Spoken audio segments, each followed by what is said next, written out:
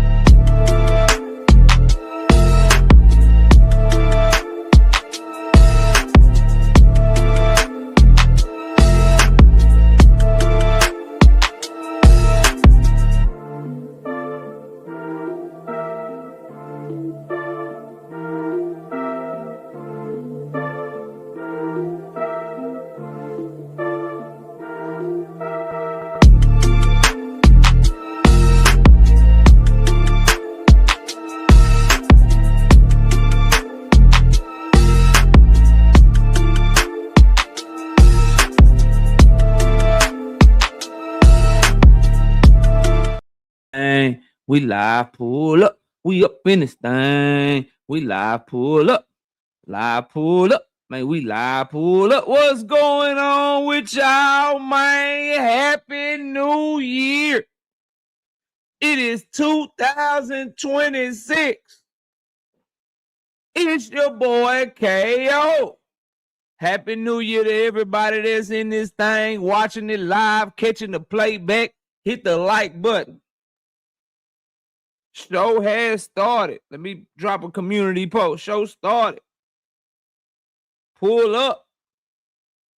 Now, like I was saying, it's your boy KO. It's your boy Knockout. KO 86, Knockout Boxing. K to the Izzo. KO the GOAT. Whatever you want, call me. I'm live. I'm here. We back.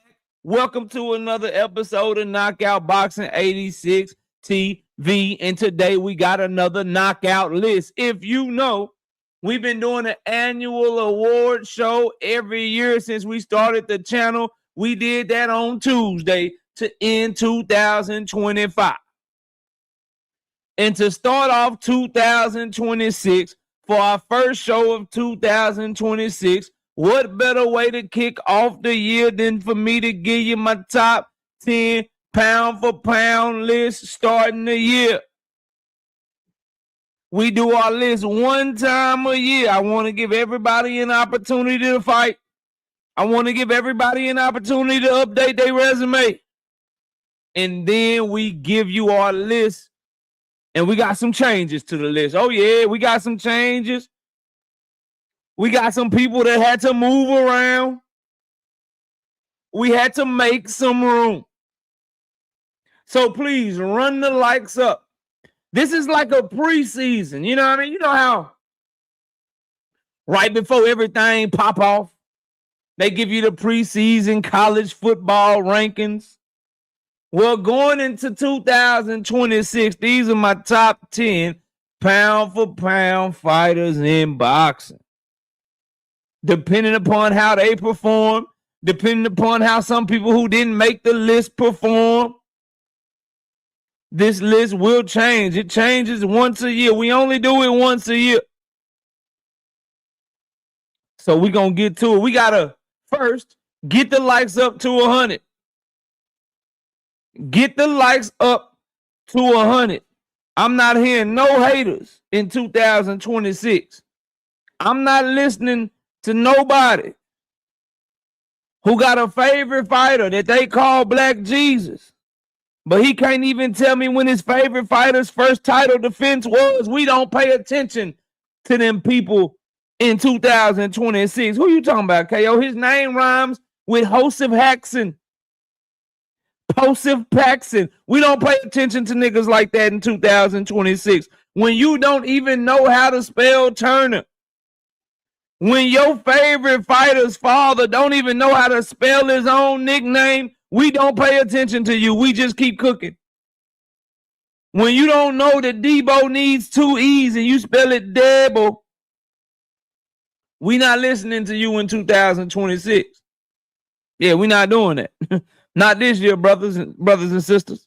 Not this year. We ain't doing that this year. Now we got 60 people in the building.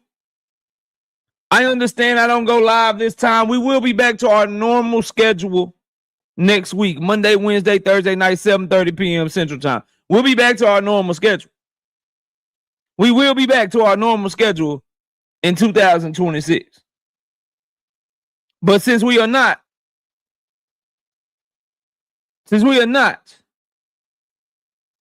live during our normal time, I need y'all to really hit that like button for your boy. I need y'all to really share the live stream.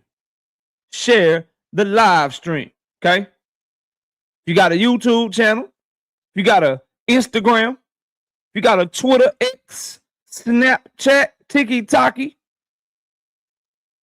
hit that share button. Hit that share button. And share the damn live stream so everybody know where we talking boxing at this week. You know, this is the only pound for pound list that matters. The best pound for pound list in the game, because we got the best criteria in the game, which we will go over our criteria before we start dropping the list. Okay. In the meantime, run the likes all the way up. Run them up. Hit that like button. Donate to the channel in 2026. Hit the super chat button. Hit the Cash App. Cash App is $ Knockoutboxing 86Tv. Super chat is right there where you leaving the comment. You see it. It's the $ right there. Hit that mug. Drop a super chat. Show your love. Okay. Hit the super chat. Hit the Cash App. Show your love to your boy KO for the first show of many shows this year. Lord willing, we are going to be better than we have ever been in 2026. Now, I'd be remiss if I didn't tell y'all. First, let's start with this. While I'm waiting on us to get to the requisite number of likes, while I'm waiting on us to get to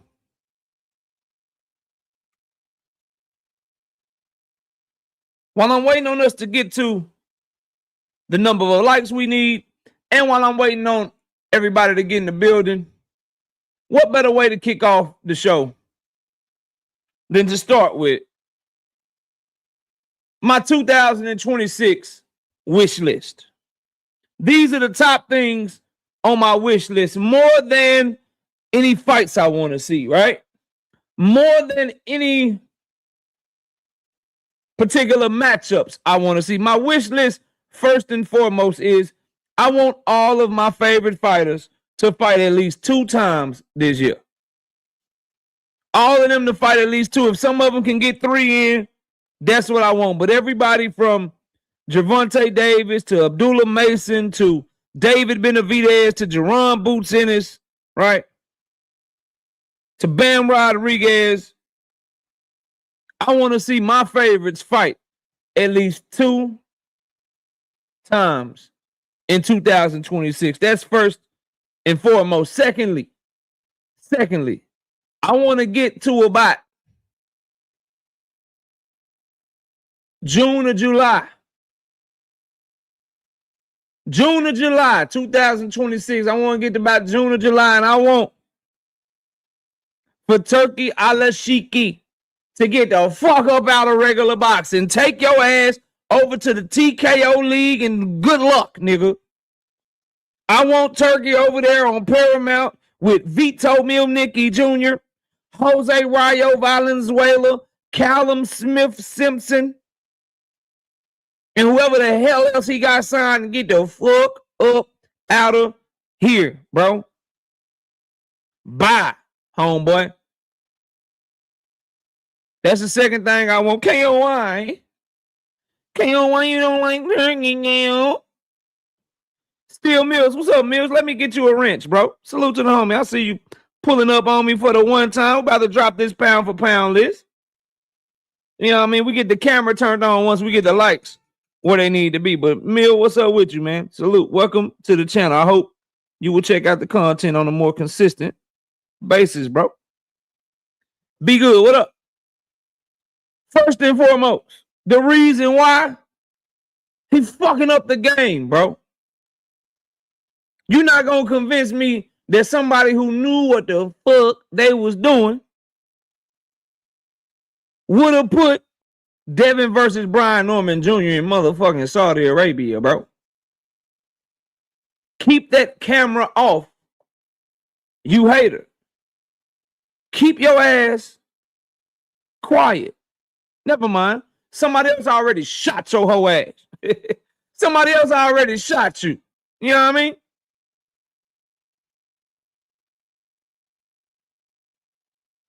Already Steel Mills. Yeah, somebody already shot your ass. You're a hater. You hate. Yes, bro, I am an American. I want to see my fighters fight in America, whether I like them or not. Boxing is better in America if Shakur Stevenson is fighting in the US of A. If Devin Haney is fighting in the US of A. Obviously, Tank Davis. Obviously, David Benavidez. The list goes on and on and on. I want his ass gone.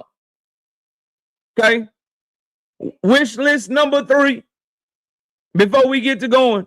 Wish list numero 3. I want to see David Benavidez fight either Jayo Pataya or move down and get the Bivol Better Be winner. I want to see David in a big fight. Now, that's no disrespect to Zerto. I know some people are not going to like that I'm just writing off Zerto because David and Zerto are fighting in May. But after that, the back half of the year, I want to see my dog David in a big fight. I want to see my dog David in a fight where niggas is like he going to lose. My dog just got here, and we banter all the time when I go over there to IBFP from time to time. But my dog Steel Mills is out this bitch. I want Steel Mills to have to watch David Benavidez beat somebody up that he think David can't fuck with. And I know he think David, and Steel, you can correct me in the chat if I'm wrong. I know he think David can't do shit with Jayo Pataya, and I know he think David can't do nothing with Bivol. And I think he might have better be beating them too. But if I can just get my dog David one of them 3 fights in 2026, that's going to be, you know what I mean, on the wish list. You feel me? And I see everybody in the building. I'm finna speak to all y'all in a minute, right? Another thing on my wish list for this year, bro. Another thing on my wish list, right? I want to see, bro. Precious Violet, Jai is a killer. Quiet as kept. He's one of my favorite fighters and my favorite cruiserweight. David Benavidez is just one of my favorite fighters too, dog. That's a tough ass fight. Precious Violet, Jayo Pataya, and David Benavidez comes down to if Jayo Pataya can hurt David or not. If he can't hurt David, the way that he gas in fights, the way that he fade in the back half of fights, all that foot movement, foot fainting, moving all around, that shit take a lot of energy. Jayo Pataya probably gets stepped on back half of the fight. But if he can hurt David early, and catch him with some hot shit and make David be like, oh shit, god damn, oh shit, then all bets off. You know what I mean? All bets off. Precious Violet, I ain't saying hurt him down, put him down with a flash knockdown. I'm talking about hurt him to where David stopped being David. Because you can crack David with a good shot, and that motherfucker get to smiling at your ass. That motherfucker get to smiling at you, bro, and it could get all bad for you. All right? Another thing.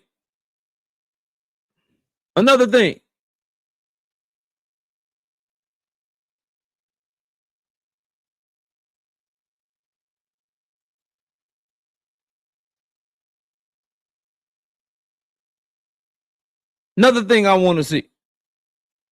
All right. I want to see my favorite fighter, Gervonta Tank Davis. I want to see him fight somebody and beat somebody up that even his biggest haters can't do nothing but give him respect for. Now, I don't give a fuck who that is. If it's a Draw Roach rematch, if it's the winner of Team Alifu and Shakur, if it's Gary Antoine Russell, if it's Subriel Matias, if it's anybody, bro. I just want to see him fuck somebody up that even his haters just have to just shut the fuck up. You know, like, I'm a diehard Earl fucking Spence fan, right? And everybody that know me know I do not like Terrence Bud Crawford at all. But in July, what was that? July of 2023, I had to turn my camera on with my man down t-shirt and my damn Dallas Cowboys hat, and I had to just give it up. He gave me no way around giving him the props and the respect that he deserved for what he did to Earl on that night. I want to know what it's like, right, for my favorite fighter to put other niggas in that position. That is one of my other wishes in 2026. And perhaps my biggest wish of 2026, this is the wish that's probably least likely to come true. This is the wish that's probably least likely to come true, but I'm going to wish for it anyway. I wish you lying, fraudulent, hypocritical, fake, paid off, no integrity having ass content creators and sneak, not want no smoke ass niggas. I wish just one of you would just grow a pair and say, KO, I accept. Just one. No dissing, no videos, no fucking, you know what I mean? No fucking just, oh, I'm gonna take a pop shot. Oh, I'm gonna act like I'm the man when I know I'm not. Not just somebody to just say, what? Neutral playing field, KO? No problem. Shut up while you talking if you do the same, KO? No problem. You get to show receipts and I get to show receipts, KO? No problem. Like, I just want one nigga, just one. The biggest wish I have in 2026. Just one nigga or nigga, one man or woman somewhere, anywhere, from any part of the boxing YouTube community to just raise their motherfucking hand and say, KO, I accept. That's my biggest wish of 2026. I want to Summer Jam screen, expose the shit out of somebody if anybody is willing to accept the Smizzo. That's it. For my favorite fighters to be active in 2026. For David Benavidez to get one of them big 3 fucking fights that I want to see him fight.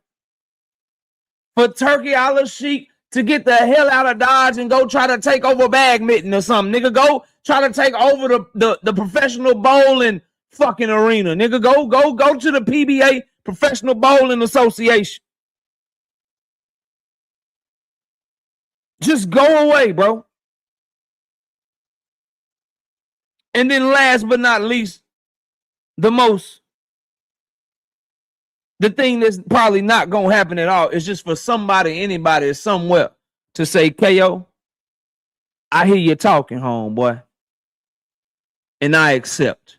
What time you want to do this shit? that is the 2026 Knockout Boxing 86 TV wish list. Y'all cool with that, chat? We got 120 people in here right now. Y'all cool with that? Is that okay? Is that an okay wish list? Y'all rocking with that or not? Is y'all rocking with that or not? Is that okay with y'all, man? Y'all let me know. Smash the like button, subscribe to the channel, share the video. Right? Donate to the channel, hit the super chat, hit the Cash App. Show your support for the hard work and dedication. Let's scroll up to the top. Let's see who we got in the building. We got 120 people in here, so no reason why we shouldn't have at least 100 likes by the time I get done speaking to everybody. We got all things Creole to Travel, Brother Huey Q. Hold on, what's going on? We got Michigan Hendo in the building. Awesomer, Kevin King. Million Films, Lee Jackson. Sunny Day. What up, Sunny Day? I ain't seen you in a minute. Shout out to my... Why aren't they storing? See, StreamYard's on that bullshit again. It's supposed to automatically save.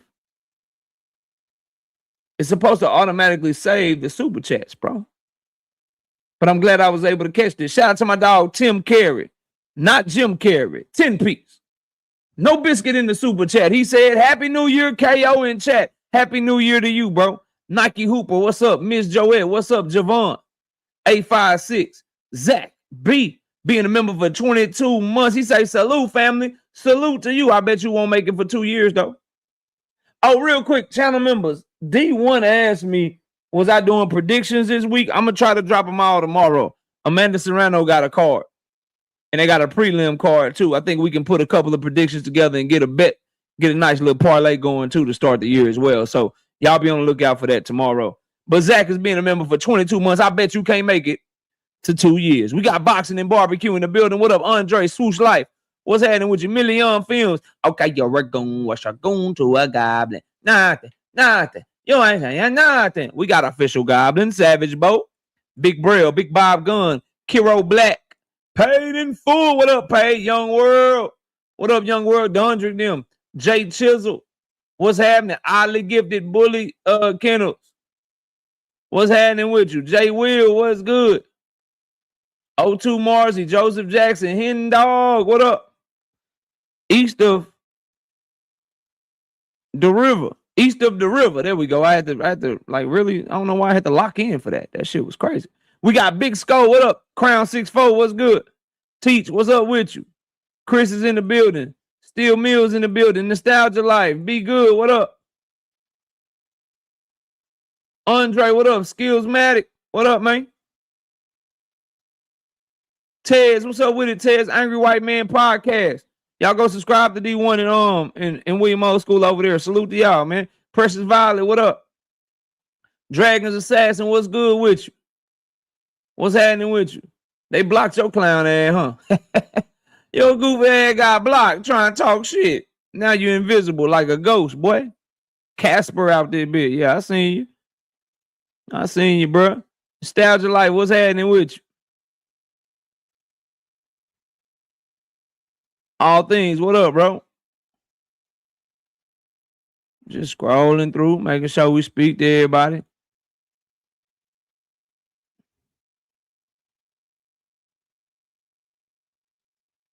Mag Life, what up, bro? Salute. Jumpy 210, what's good? Ruben Langford, what up?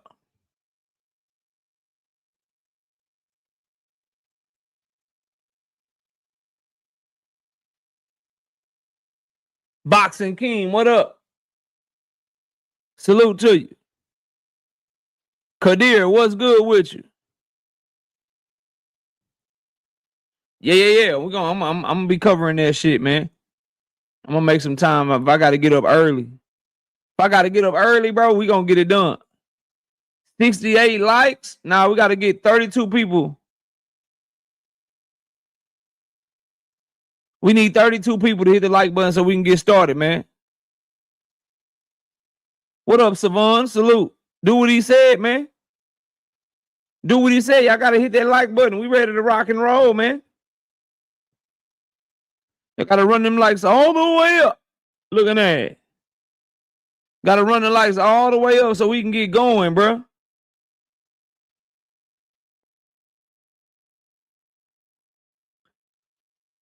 Cause half of them watching don't want people to know they watching, and they hate watching. I get a lot of hate watching, Kurt.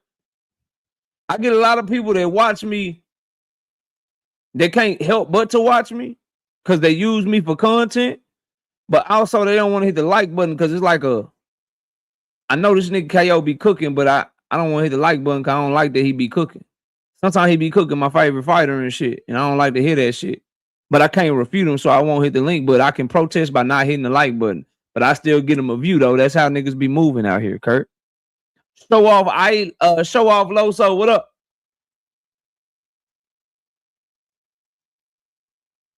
That's how that shit go. 503, what up, man? Salute to you. Big Dre, what up? Salute, fam. I'm just waiting on these likes, man. Waiting on these likes, and we ready to rock and roll, bro.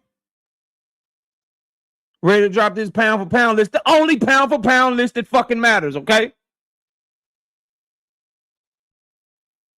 The only pound for pound list that fucking matters. We got 81 likes. I need 19 people to hit the like button. It's the only one that matters. It's the best list ever. Okay? Argue with your mama. Argue with your wife. Argue with your brother or somebody. But don't argue with me. It's the best list in the history of all lists, nigga. I stand on that. I stand on that, bro.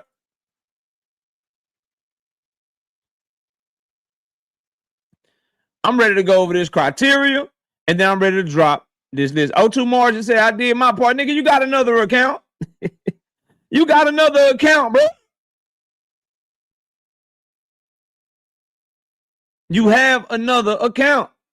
Okay? Use your other account. You be on Shakur, but niggas can't deny you make good arguments and it's entertaining box talk regardless of who you're a fan of. So you might as well give it up. I'm just saying, bro, hey. Hey, nigga be like, man, that nigga KO, man. Did he lie though? Oh, shit. He ain't giving the full context. Niggas like to say I ain't giving the full context. Or what else I hear a lot, bro? I hear, what's the other one I hear all the time, bro? This nigga KO should be an attorney. What's the other one, dog? It's so many, bro. It's so many, bro. Man, KO, you only telling one side. You ain't lying, though, but you just telling one side, KO. Tell the other side, KO.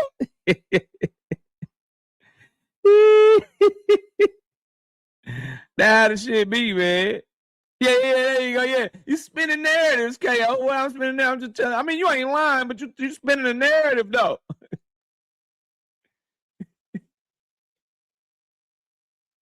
You ain't lying. You spinning a narrative, though. Yeah, shit crazy. A pimp raised a simp. That's crazy. That's crazy.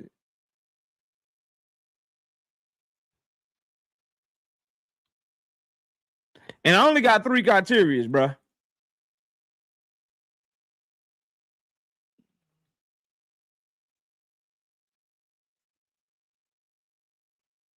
I'm living the dream, says Kurt. That's a good thing, bro. It's a good thing. We got 102 people right now, bro. I'm just waiting on y'all to get the likes to 100. I'm just waiting on y'all to get the likes to 100. Teach, I can't give you my list before I do my list, man. If I do that, what you gonna watch for? If I give you the list before doing the list, what you gonna watch the list for? There's no point in watching that shit. Dumb Ballin', what up? No evidence, what up? Smash the like button, y'all. We trying to get to 100 likes. Malik Taylor, what up? I'm showing 91. I need 9 people to hit the like button one time.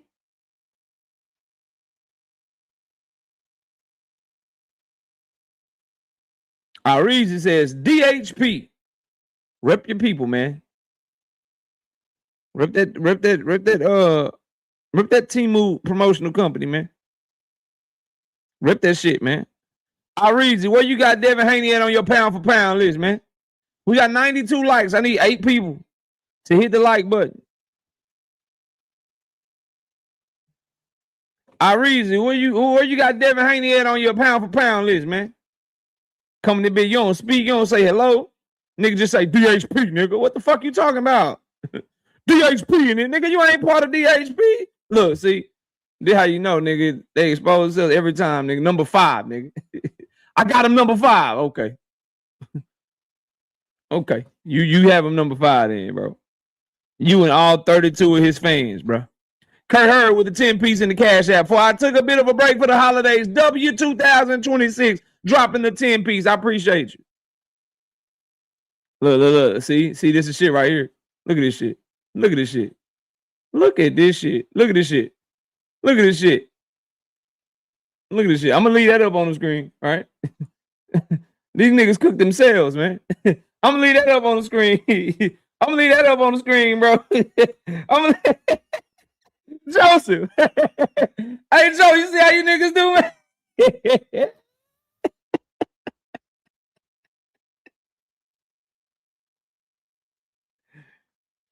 See how y'all do, bro? I'm gonna leave that up. I'm gonna leave that up on the screen, bro. Y'all niggas crazy motherfucker, man. What's wrong with y'all? Is it the whole fan base? Swear to God. Swear to God, bro. Look. I don't know who the fuck Debo is, Ireezy. I don't know who the fuck Debo is. I don't know who Debo is. Y'all wonder why I call that nigga Debo Dev. Y'all niggas, bro. Debo, bro. Deebo. Deebo, bro. What is wrong with you niggas? Bill Haney wore that t-shirt at that press conference and convinced you niggas that it's spelt that way. Y'all niggas stupid as motherfucker, man. Then niggas get mad when I say Devin got the stupidest fan base in boxing, bro. Niggas is dumb, man. Y'all boys stupid in the motherfucker, nigga. Debo, nigga. Debo.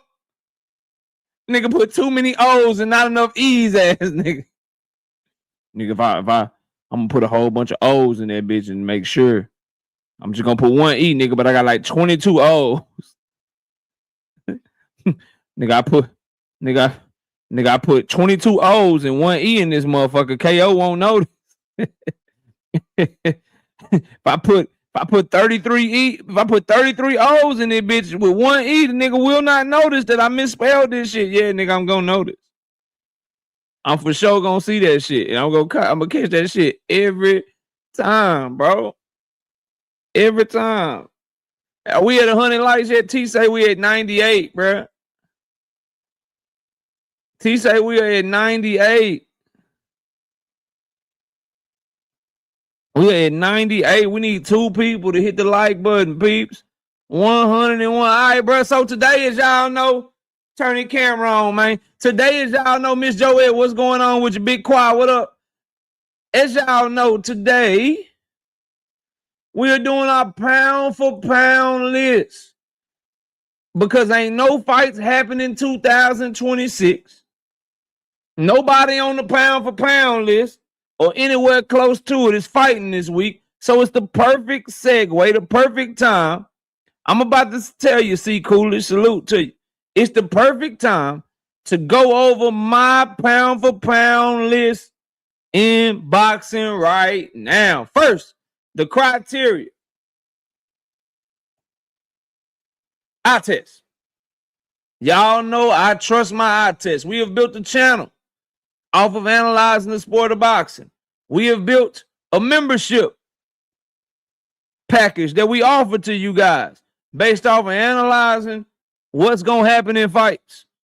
So based off of my perceived notion of someone's talent, someone's ability, someone's skill, that is one piece to the puzzle.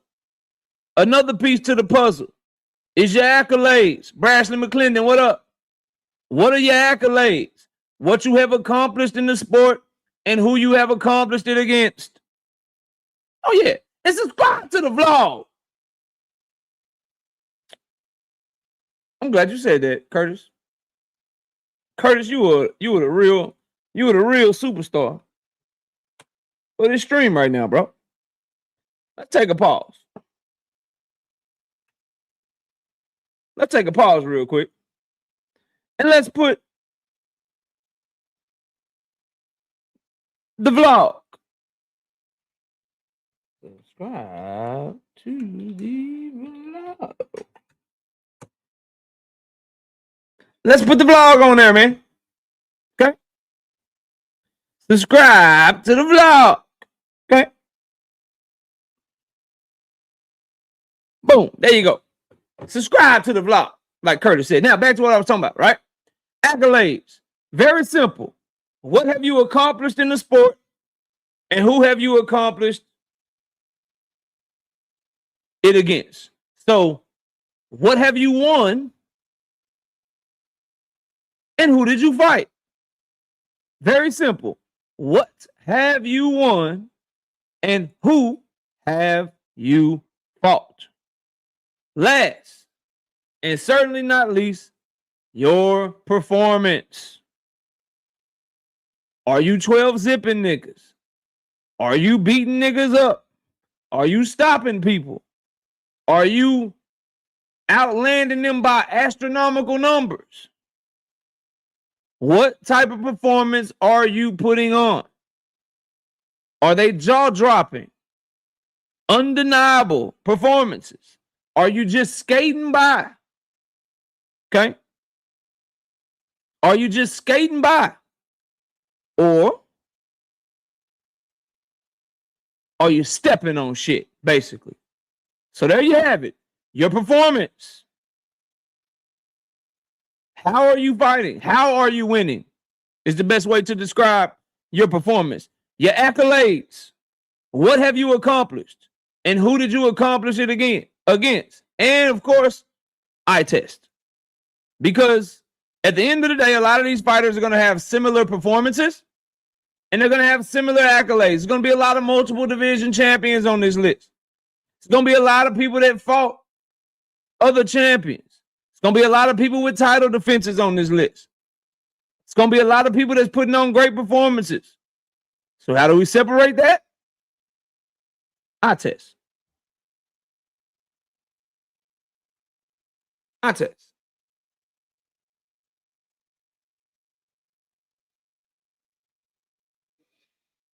Let's get to it. Coming in at number 10. Coming in at number 10 on the knockout pound for pound list. Hit the like button. Rastafarizi, what up? Rastafarizi, what is up? Number 10. Numero 10. Matchup nightmare. Crazy offense. 4 stoppages in a row.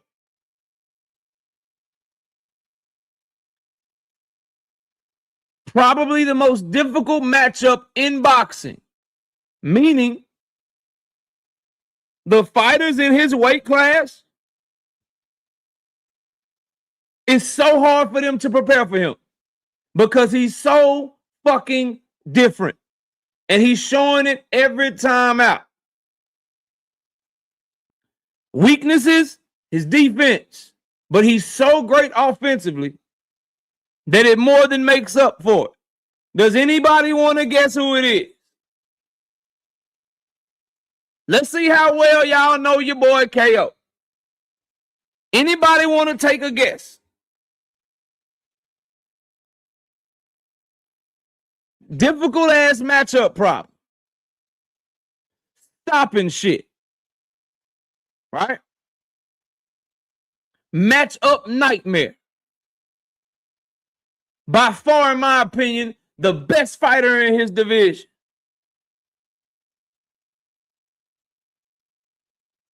Coming in at number 10 on my list. This is my shit. If you don't like my shit, make your own list. Because this is the only list that matters anyway. Because my name is KO the GOAT. This is the only list that matters anyway. Because my name is KO the GOAT. But coming in at number 10. Coming in at number 10. And only number 10 because I think he needs to fight other champions in his division. And his eye test is cool because it's like, yo, this motherfucker's such a matchup problem. But he don't look super fast. He don't look super athletic, super talented. He's so damn good because he's such a matchup nightmare. And you wondering, How the fuck is he fighting at this weight class at 6 foot 1 inches tall with a 74-inch arm reach, fighting at fucking featherweight, coming in at number 10? I got Rafael Espinoza. Argue with yourself. Argue with your fucking self. Number 10, Rafael Espinoza, bruh. He is stepping on shit. He made Robeisy Ramirez quit. He got 4 stoppages in a row. He can throw 90 punches per round if he wants to. His jab is nasty. His power is off the charts. 28-0 with 24 stoppages. His only weakness is we need him to fight other champions. We need him unifying, hopefully. And perhaps even he might need to move to 130 to fight some of them champions, start becoming a multiple division, show he can do the 130 niggas the way he do the 126 niggas, and then he'll have a chance to move up the list in 2026 if he can do those things. But I got Rafael Espinoza at number 10. Yep. Sure the fuck do. Okay. Now, moving to number 9. Nah. No, sir. No, sir. There's a reason that Shushu Carrington is 28 years old and still considered a prospect until he steps in the ring January 31st. No, sir. Shushu ain't cooking shit. Shushu ain't cooking nothing over there, dog. And Shushu said, he sent me a message, said, man, I'm going to show you that you're wrong about me if given the opportunity. And that fight should be a fight that should be made. Them boys both signed the top rank. That's a great fight in the featherweight division. Could be the biggest fight in the featherweight division because both of them dudes, Black American, Mexican fan base, they could be 2 champions. If Shushu's able to take care of Carlos Castro, that shit will be fire. That shit will be fire. That shit will be fire. Hopefully Top Rank can make that fight. Yes, he is 6 foot 1 inches tall with a 74-inch arm reach. So hard to prepare for. He's Sebastian Fundora with better feet, a better jab, and he don't need 4-inch thick bifocals to see. The motherfucker got good eyesight. But he can get caught up in the air like Fundora, and he can get caught with some shit.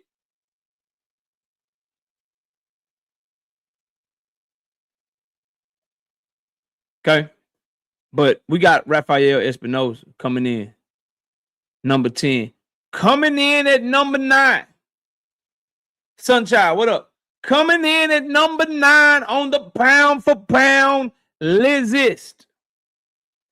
This one may ruffle some feathers, but I feel like he's right where he need to be. I need to see more offense. I need to see better performances. I need him to step on somebody. That don't mean stop him. I need him to bring that old thing back. And because of questionable performances, he got the accolades. One of our criteria. The multiple division, former unified champion. He got the accolades. But I can't put him higher because the performances are lacking. The eye tests don't look that good. But y'all swear by him. And he is highly accomplished. So I'm bringing in Shakur Stevenson at number 9. I need to see him stepping on niggas more, though. I need to see him like guys like Zapata. He should have made that shit look like Jamel Herring, bro. He wasn't in the top 10 last year on my list, but he's cracking the top 10 now because I got respect for the Zapata win. He performed better than I thought he would, but still, he didn't look fast. He didn't look explosive. He didn't just make Zapata not fight his fight. Zapata was able to throw 80, 90, 70 punches around and still get his shit off. The people above him on a regular basis, they take the Zapatas of the world and they step on them. Questionable performances is why he can't be no higher on my list. Right? I wanted to see better against Artem. We wanted to see better against Edwin. Pad work, Padley, replacement opponent, not his fault. Even then, yes, he got the stoppage. But y'all saw Pad work, Padley. Top 5 pound for pound niggas, step on niggas like Pad work, Padley. Okay?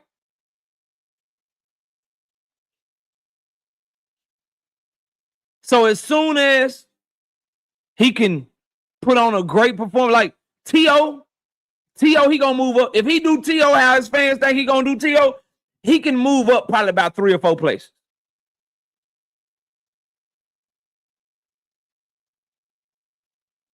If he can do T.O.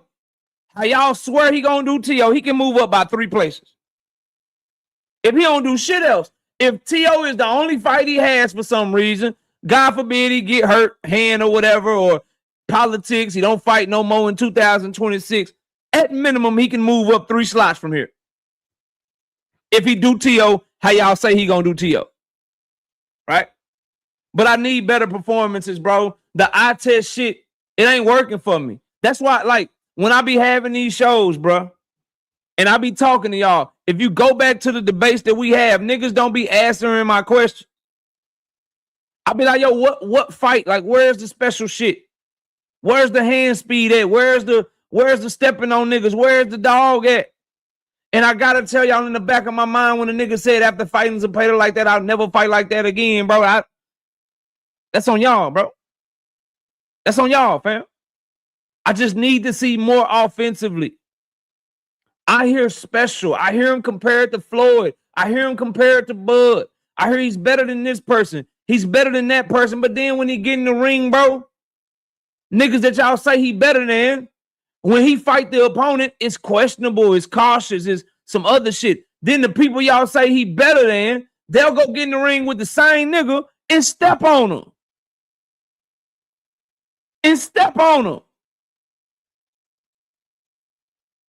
But let's see what he does January 31st. Shakur Stevenson, number 9 on the pound for pound list, man. Coming in at numero 8. Y'all fucking with it? Am I tripping? Am I out of pocket? Shout out to my dog, Trap Band. 5-piece. No biscuit in the super chat. He said absolutely nothing. He's just showing love to the channel. I appreciate you, big dog. Shout out to my homie Trap Band and Happy New Year. Y'all, am I tripping? Y'all fucking with the list? T say no complaints so far. All right, I must be cooking. All right, let's keep going. He ain't never had a questionable fight, KO. The Edwin De Los Santos fight was a questionable performance. The fight against Nakatila was a questionable performance. When I say questionable, bro, we talking about performances. And you'll see as I go down the list, niggas be stepping on niggas, bro. Even like Rafael Espinoza, who I got Shakur ranked ahead of. Rafael Espinoza performance against Robeisy Ramirez was better than anything Shakur Stevenson has done in the last 3 fucking years or so. And Rafael Espinoza and Robeisy Ramirez, Robeisy was the champion. Rafael took the belt from him. Robeisy is a 2-time Olympic gold medalist. And if I'm not mistaken, isn't he the reason that Shakur got a silver medal in the first place? Rafael Espinoza is putting on better performances, but Shakur is more decorated. And Shakur has moved through multiple divisions. So I'm giving Shakur the nod over Rafael Espinoza. But if you wanted to debate me, I could make a damn good case and cook you niggas on why Rafael Espinoza can be on the pound for pound list over Shakur Stevenson. Don't make me change my list. Don't piss me off in the comment section and make me make a case to change my list, because y'all know I don't like Shakur that much. Y'all know I got my issues with Shakur. I'm trying to be fair to my nigga Sunchild, right? I'm trying to be fair to my nigga Teach, okay? Trying to be fair, because they fuck with the channel. They know I'm going to keep it real. They know I'm going to keep it 100. But if y'all keep pushing my buttons, then I'll be forced to get petty, and I'll rearrange my list, and I'll put that nigga number 10. Y'all keep fucking with me. All right? Now, I'm trying to be fair to my niggas, man. Chill out. Keep it moving. Coming in at number 8. Coming in at number 8, bro. I got a feeling this might be unpopular to some people. But I feel like I can only put one of these two on my list because all they've done in the past 2 years is fight each other, and both fights are questionable. And I'm sorry, bro. I'm sorry. When you struggling with Craig Richards, bro, when you struggling a little bit and look shaky against Salamon, bro, when you like, I don't give a fuck how powerful he is, bro. When you taking a nigga that like 50 years old and he fucking you up and be sending you on the run, bro, I feel like 8 is cool, and you only been champion in one division. Now you got undisputed and shit. You got undisputed and shit, but you only did it in one division. You've been fighting one nigga for 2 years, and I feel like, bro, if you like top 4, top 3, you know what I'm saying? You do what Bud do to a past his prime nigga. Like Bud Crawford took this decorated nigga well past his prime and old and shit, moved up 2 weight class and just fucking schooled him. All your fights with your old nigga is questionable. And you only fought 1 time this year. And it was like a majority decision. So for that reason, I'm not impressed. But you can move back up, get the rematch, win, stop ducking David, and beat him, and you easy top 5. That's how you can get back in the top 5. But for right now, we got Dimitri Bivol at number 8. We got Dimitri Bivol at number motherfucking 8, okay? Jupe in the building, what up? Jupe, 10 was Rafael Espinoza, 9 was Shakur Stevenson, okay? 10 was Rafael Espinoza, number 9 was Shakur Stevenson. I need Bivol to come back, beat Better Be fucking clearly. He is 97 years old now. He has no meniscus in either one of his knees. Okay?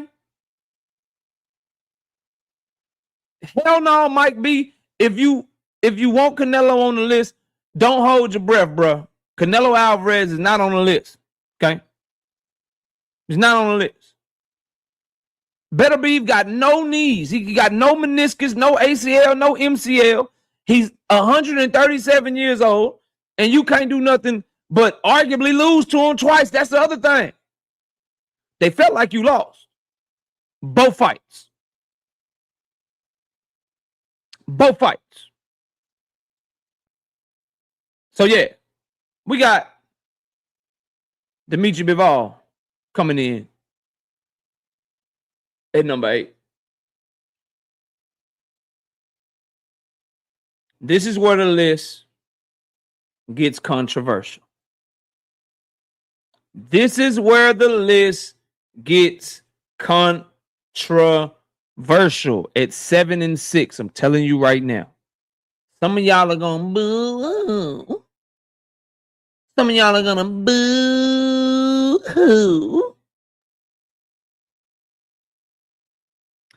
Some of y'all going boo. KO. KO. I am not mad at that. I still got to respect what he did with Better Beef, bro.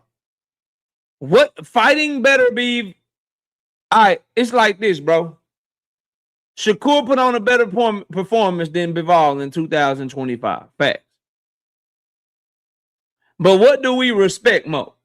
Beating Better Beef or beating Williams Zepeda? That's what it came down to for me. Right? That's where it came down to for me. Right? Coming in at number 7. Stepping on shit. This is where this shit is super important. Because he just looked better. He just looked better offensively, defensively, athletically, dog, heart. He just looked better than your favorites. Argue with yourself. Oh my God, KO, but he ain't never fought nobody, KO. Pat Greedy, what up? He ain't never fought nobody, KO. But say, bro, you know he fought the same person your favorite fighter fought. And he beat their ass, and your favorite fighter went the distance with him, right? It doesn't matter, KO. Triangle theories. Well, I'm making a motherfucking list. That's all I have to go off of, because they ain't fucking fought each other. That's all I can go off of, nigga. And triangle theory, KO, your list is garbage. Coming in at number 7. Argue with your mama. If you don't got a girlfriend, get one in 2026 and argue with her. Argue with somebody else, but don't argue with me. Becoming a world champion this year and perhaps a fight of the fucking year contender, stepping on motherfuckers. One of the hottest in the game. Eye test is jaw dropping. Ain't nothing he can't do in the ring. Fight inside, fight outside. Use lateral movement, walk you down, counter punch, lead, be defensive when he want to, be offensive when he want to, and he only 21 fucking years old. Coming in at number 7. Coming in at number 7.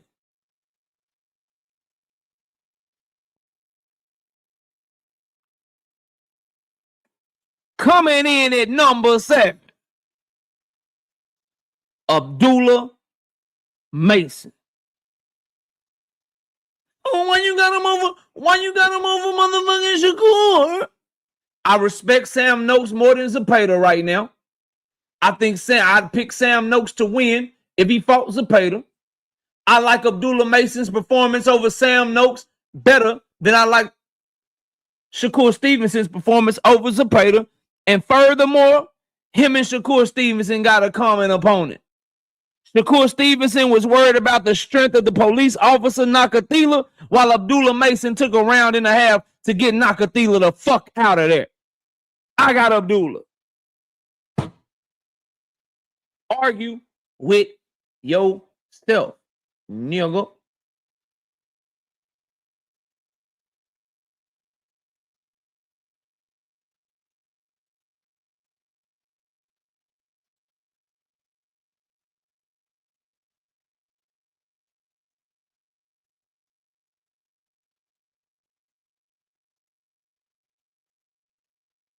Watch this. Watch this.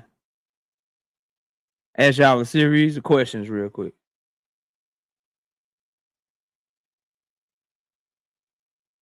Do Abdullah Mason and Shakur Stevenson have a common opponent?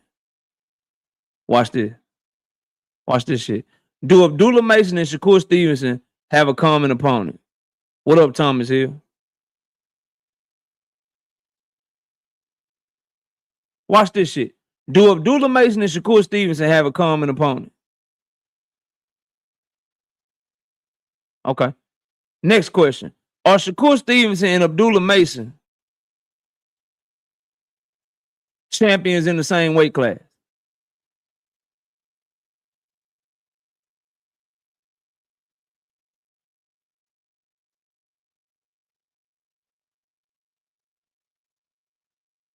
Are they champions in the same weight class? SBG Mello, what up? All right, cool. Cool.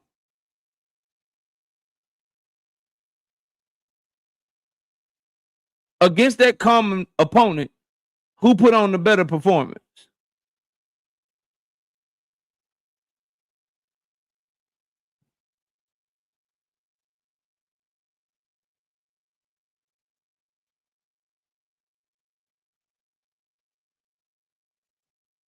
Okay. Now, remember, I told y'all something very specific. I don't think it matters what Abdullah does. I don't think he can do anything better than if Shakur is able to beat Timalifu on January 31st. That's why I told y'all, if Shakur can beat Timalifu, he gonna jump about 3 spaces easy. And Abdullah is one for sure that because of where he's at in his career, I don't think he's gonna fight anybody to make him be able to jump back over Shakur.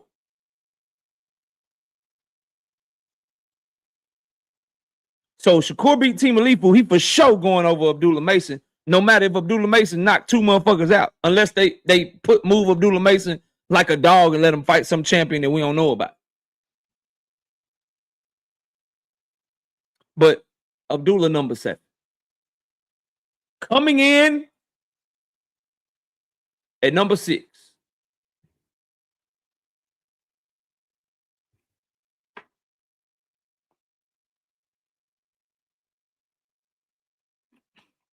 This one gonna make y'all mad. Some of y'all will be fans of this fighter and think I got him too low. Some of y'all will be haters of this fighter and think that I got him, that he shouldn't be on the list at all.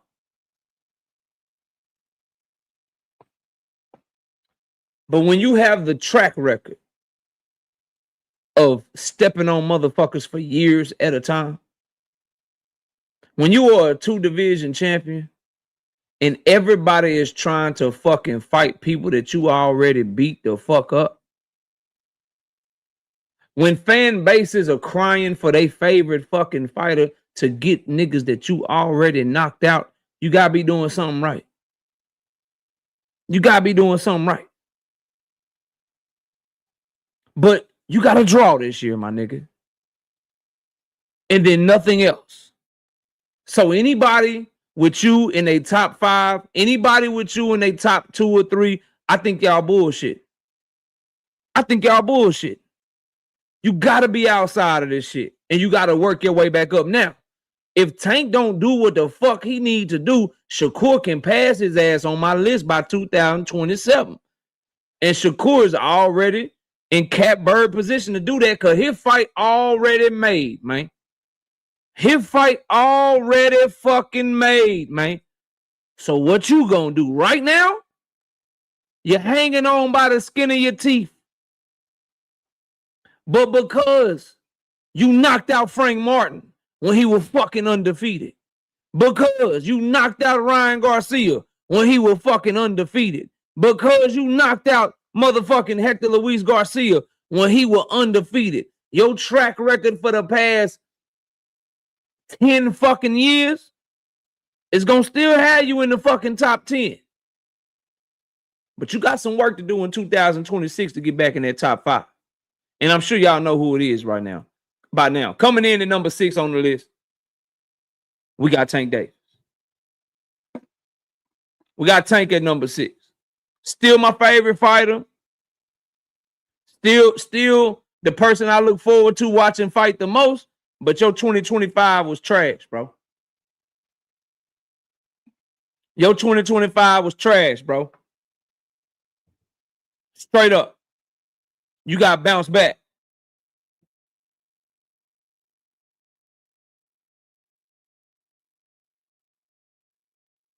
Now,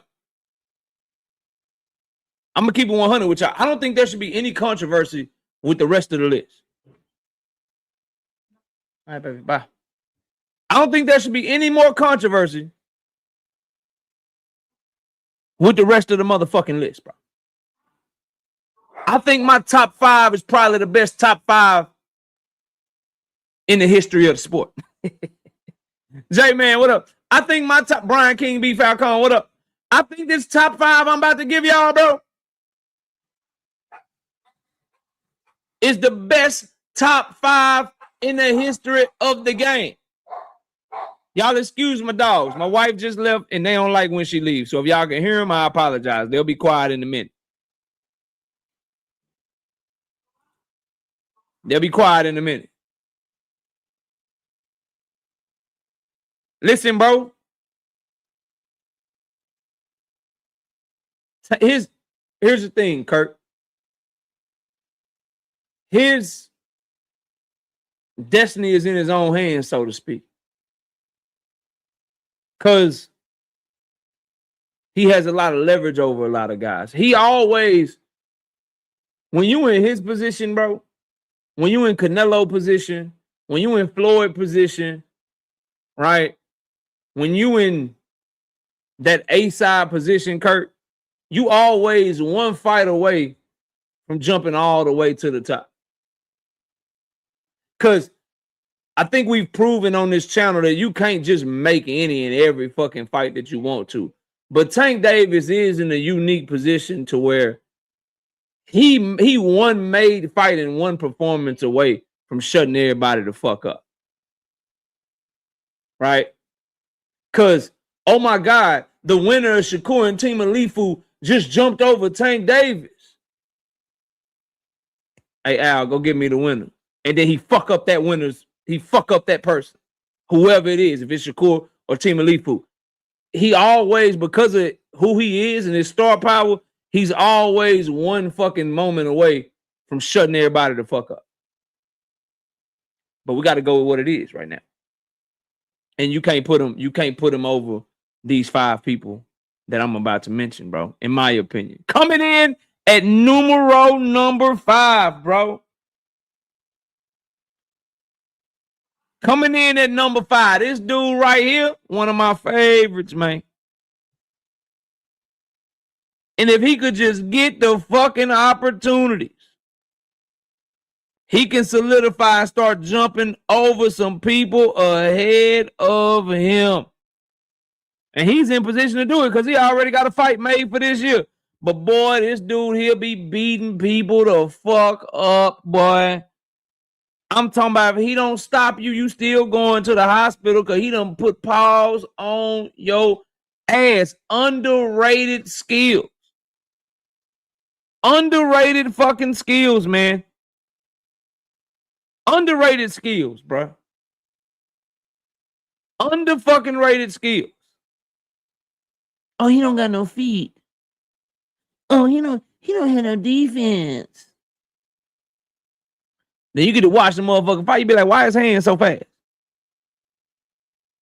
Nigga got one of the best, most active high guards and parry games in the sport of boxing. Basically, what I'm saying is, from the waist up, pound for pound level fighter and that dog fucking mentality, bro. Had an outstanding 2025. Set up to have a great 2026 with the fight that he already got made. Y'all know who it is. Y'all know who it is. Coming in at number 5. Coming in at number fucking 5, bro. David Benavidez, bro. And he's already in position to move up to cruiserweight, to become a 3-division champion, unifying at cruiserweight, 1 belt at 175, 1 belt at 168. And if he has the year that he wants to have in 2026, if he is able to beat Zerto and either fight Opataya after that, staying at cruiserweight and beat him, or fight the Bivol Beterbiev situation, get one of them and beat them, somebody gonna have to come out that top 5. Somebody gonna have to make room for David if he's able to accomplish that in 2026. Y'all know it and I know it, bro.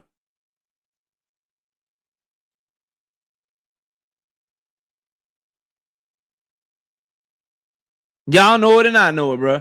Coming in at number 4. This fighter caught somebody with some shit I've never seen before this year. On top of making the motherfucker quit in the corner. On top of unifying. On top of having an entire division say no thank you. On top of having one of the most aggressive, strong, powerful fighters say, will y'all please get me out this motherfucking fight? I don't want this shit.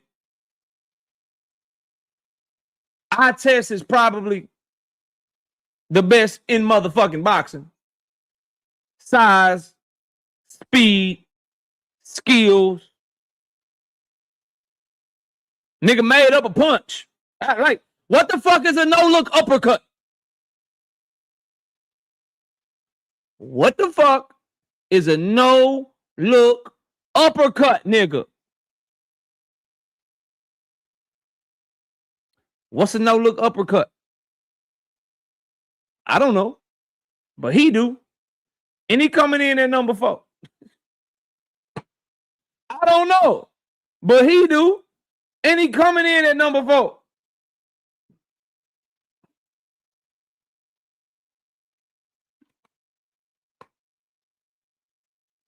Coming in at number 4.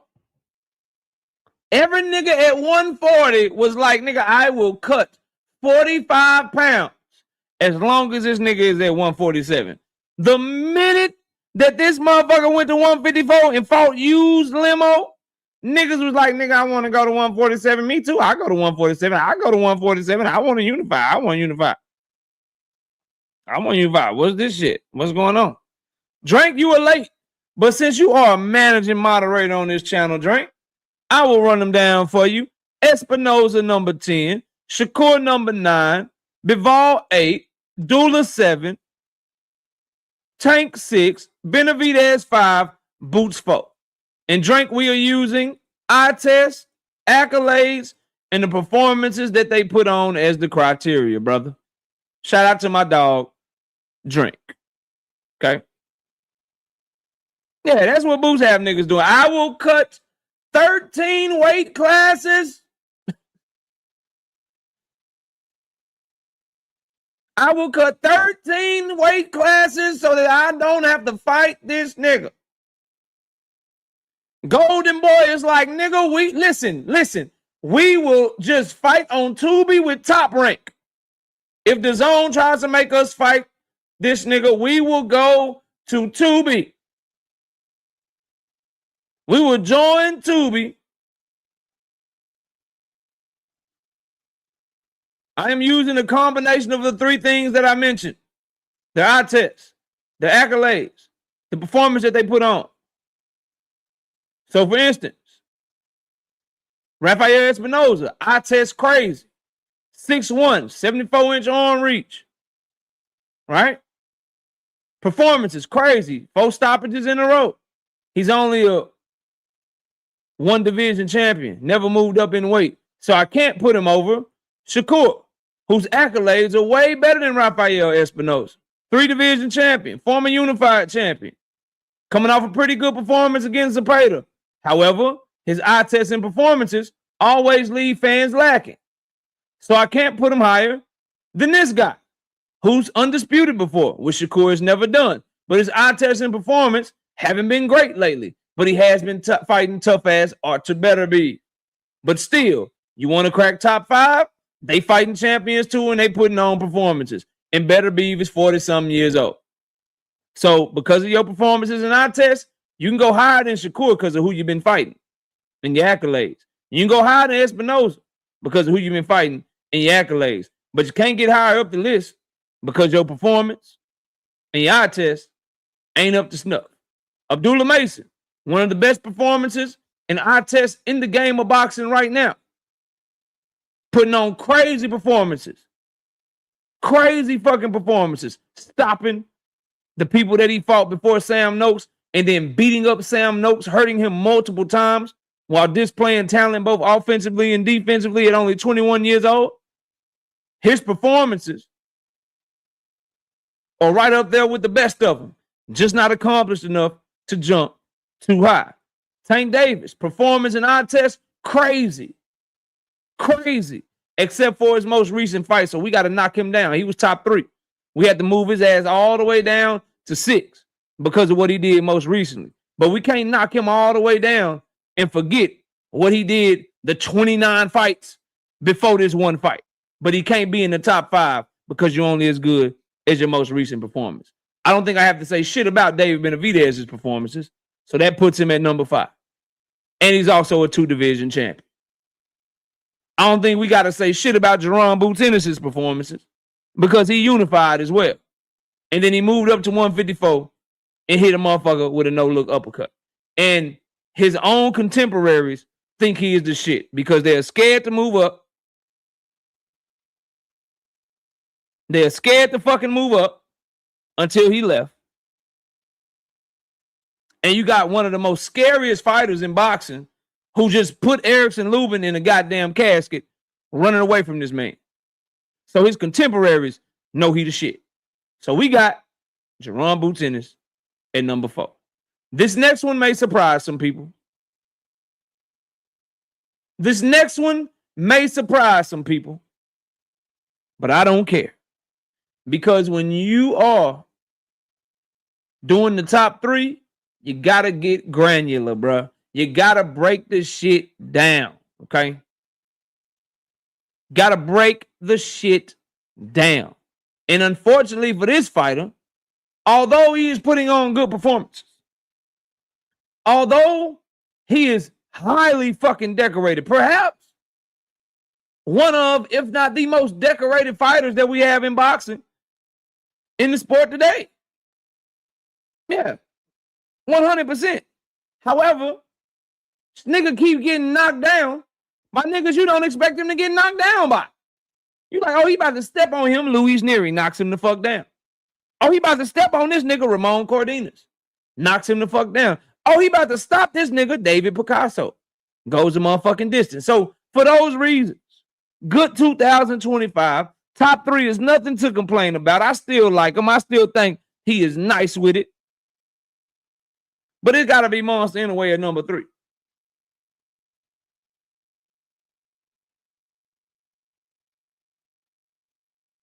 It got to be Monster Inoue coming in at number 3. Zoomverse, what up? Got to be Monster at 3, bro. A lot of people just jumped him to number 1 when Terrence Bud Crawford left. And when you look at Monster, you got MJ Akhmadaliev, former unified champion. I respect it. You got David Picasso, contender. Good defense. You got Ramon Cardenas, contender. Good defense. And 2 of his last 3 fights,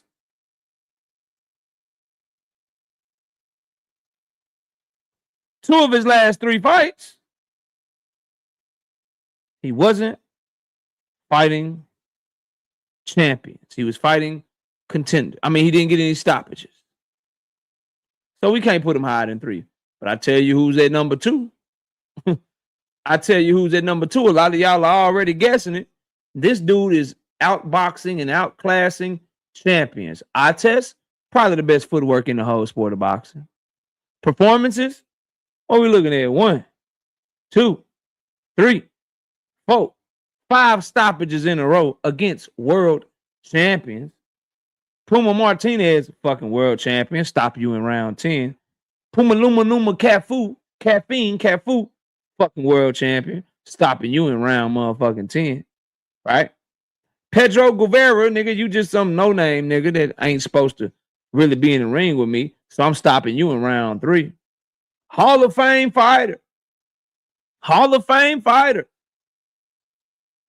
Hall of Fame fucking fighter. One of the 4 kings of the lower weight classes. Never been stopped before. Been in the ring with motherfucking Chocolatito 2 times, 3 times, whatever the fuck it was. Been in the ring with Carlos Quadras, Ron Vasat, a legend in the game. Bitch, I'm stopping you in the 7th round, Juan Francisco Estrada. Yeah, I'm stopping your ass in the 7th round. Oh, this nigga's the best boxer in the 112-pound division. White chocolate. White fucking chocolate. White chocolate. Sonny Edwards is white chocolate. Sonny Edwards is white chocolate out this bitch. He's slick. He got good foot movement. He can match Bam's footwork. Sonny Edwards, I'm going to beat you up the whole fucking fight. I'm going to stop you in the 9th round, and I'm going to give you the fucking Kell Brook.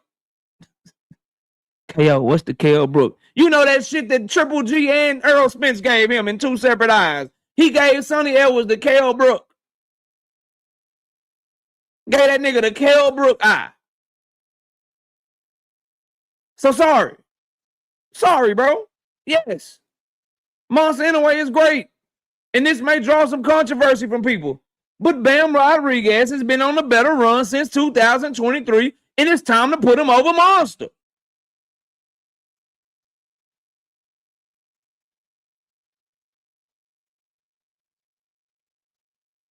Yeah, it's time to put him over the Monster, bro. Now, Monster, if he fight Junto and he step on Junto, he can jump back over Bam.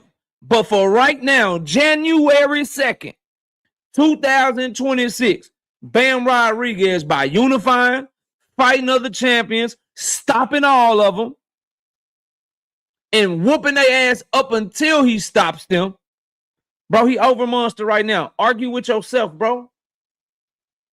Texas bias my ass. I'm speaking facts, bro. I had Monster over Bam for a long time. But while Monster was fighting Ramon Cardenas, Bam was fighting Puma Martinez, bro. While Monster was fighting David Picasso, Bam was fighting Fuma Luma Cafu, bro. Champion. While Monster was fighting motherfucking Marlon Tapales, Bam was fighting Sonny Edwards, bro. And while Monster was fighting MJ Akhmadaliev, Bam was fighting Juan Francisco Estrada. He was fighting better, more respected fighters. He was fighting more world champions, and he was stopping every last one of them. Argue with yourself. Bam at number 2. Argue with yourself. Bam at number 2. Bam would be at number 1.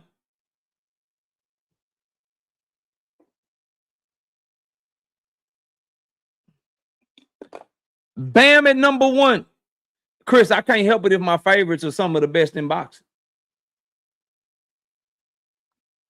Don't tell me I'm showing favoritism. Show me that what I'm saying doesn't make sense. And this ain't no shot at you, because it's just boxing talk at the end of the day. You're not being disrespectful. But it's a tad bit annoying. It's a tad bit irritating to see comments like that, Chris, because this is well thought out. I take my job up here very serious. I'm taking the time to break it down. Most people won't do that, right? And I'm giving you why my train of thought as to why I'm doing what I'm doing and why I'm thinking like I'm thinking. So instead of just yelling favoritism, because if it was favoritism, I could make an argument to put Tank Davis higher. I could make an argument to take Shakur Stevenson off my list altogether. I could throw Oscar Collazo on there and make an argument for it. I could put Better Beeve on there instead of Shakur and make an argument for it, bro.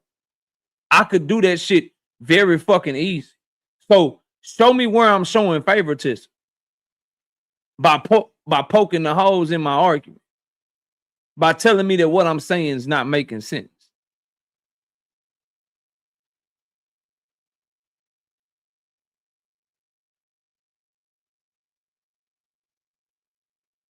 You said Bam is stopping champions, but all them champions was great. Keyshawn stopping champion, and y'all say that was a weak-ass champion. So Cafu was a champion that's in his prime around 30 years old or a little bit younger. Puma Martinez was a champion in his prime around 30 years old or a little bit younger. Sonny Edwards was a champion in his prime around 30 years old or younger. And Bam stopped all of them. Keyshawn Davis and Denise Berinchik was about 36 years old when Keyshawn Davis fought him. Sonny Edwards was coming off of schooling niggas. Juan Francisco Estrada was coming off of good performances against Chocolatito. Puma Martinez was coming off of a good performance beating a champion out of Japan named Kazuta Ioka in his own fucking country to become champion in the first place. He beat Yerwin Ancajas 2 times over on the PBC card where Yerwin Ancajas, the 115-pound champion, was favored to beat him. So Bam is beating champions that are taking belts from other champions that are going on good runs, that are undefeated, that are still in their prime. Keyshawn Davis stopped the champion in Denise Berinchik, who had a questionable performance against Emmanuel Navarrete, who was moving up in weight to fight him. This is KO you talking to, bro. All this shit is off the dome, and it's all fucking accurate. That's why Denise Berinchik is a weak champion, not because there's no hate on Keyshawn. I like his charisma. I want him to go to 147 to give the division some juice. But the fact of the matter is, Denise Berinchik was 36 years old when Keyshawn fought him. He was coming off a questionable performance against a guy in Emmanuel Navarrete, who was champion down at 122 pounds, who was making his fucking debut at 135, and Berinchik snuck by him. The champions that Bam is fighting and the consistency with which he's doing it, bro, is night and day, and there's no fucking comparison. No fucking comparison, bro.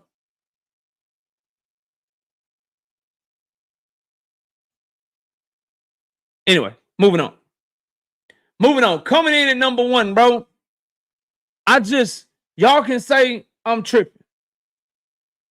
Y'all can say I don't know what I'm talking, man. Oh my God, I can't believe, man, this list, man. You shouldn't put a heavyweight on your list, man. Listen, dog. I am going to forever have a certain amount of respect for people that make the jump to cruiserweight, from cruiserweight to heavyweight, like Evander Holyfield did, like this fighter who's number 1 did. When you can make that jump from weighing in to going to an unlimited weight class, that is what the pound for pound list is defined as. I was watching Jupe, I think I saw her in the chat earlier, says that she does her list. When she's thinking of her list, she does the old school way, which is they made it for Ray Robinson, meaning that if all these fighters were the same size, who would you have winning the fucking fight? Alexander Usyk embodies that thought, bro. He took away the fucking hypothetical. Okay? He took away the hypothetical of, well, if Usyk was the same size as the heavyweights, what would happen? He took away the hypothetical and went to show you what the fuck would happen if he decided to go to heavyweight. And he is consistently fighting people that are 20, 30, sometimes 40 pounds heavier than he is, bro. So he is doing it with skills. He is putting on performances that honestly he shouldn't be able to put on. He's 6'3", fighting a dude 6'6".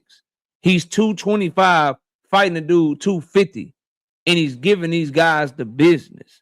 To put it into perspective, right, for you,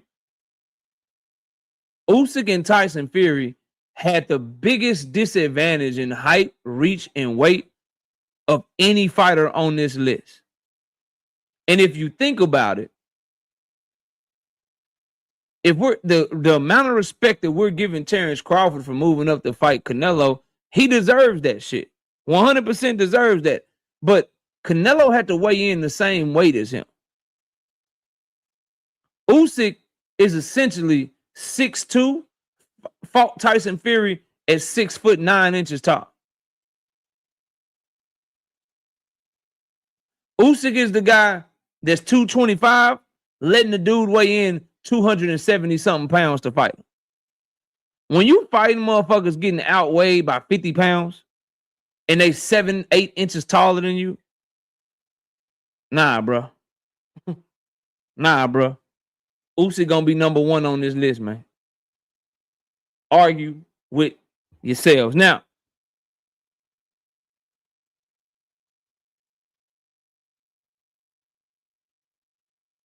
that's my list.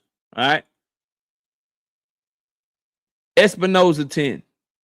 Shakur 9. Bivol 8. Dula 7. Tank 6. Benavidez 5. Boots 4.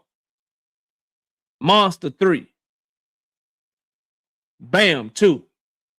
And Alexander Usyk coming in at number 1. Bud has retired, bro. Bud Crawford has retired, bro.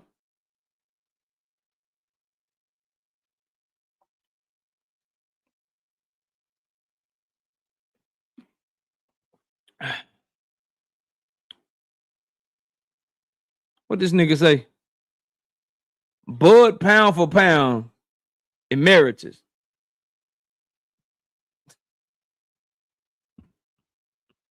He cannot stay on the fucking pound for pound list, bro. Damn, where Haney at? On the knob gobbler list somewhere, not on my shit.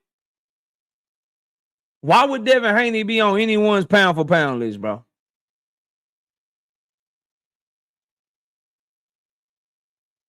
Why would he be on anybody's pound for pound list, bro?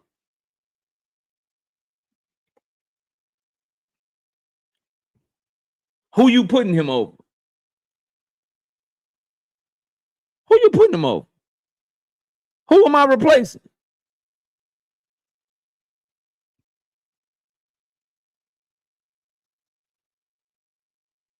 If I was doing like 15, he'd be on there probably somewhere between 10 and 15.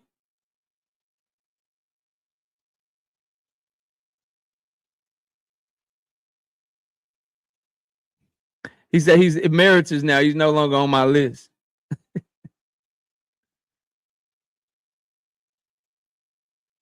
He will replace Mason. All right. Who eye test been better lately? Here's Abdullah's. And who been putting on better performances?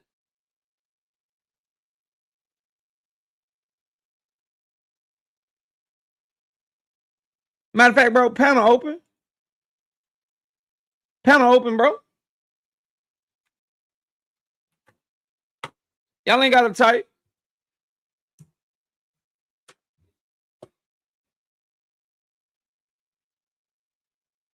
Y'all ain't got to type. I got time.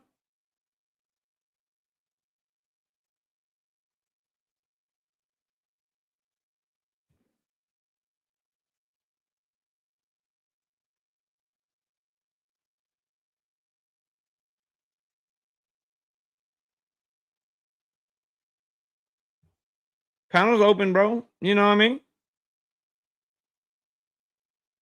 We can talk about whatever. We can talk pound for pound. We can talk whatever topics y'all want to talk about in boxing today, man. I got some time, bro. Don't be shy. You know what I mean?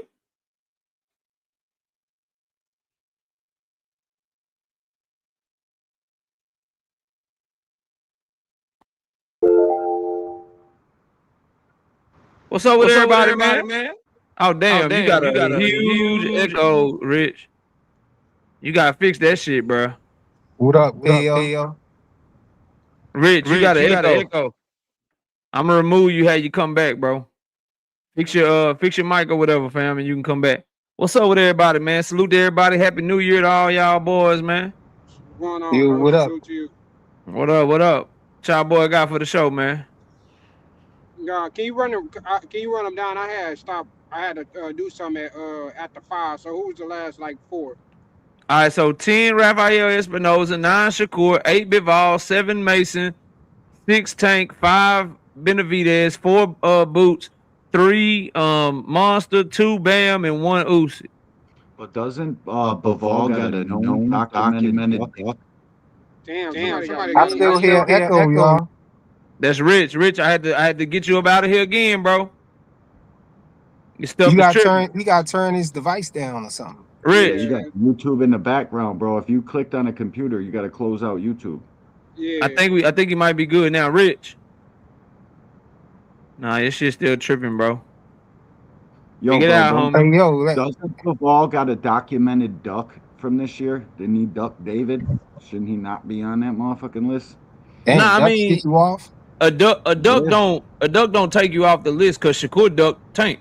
Oh shit! I thought that's what you told. That's what you said last year. Yeah, so a duck ain't gonna take you off the list. Shit, if we going off ducks, let me see here.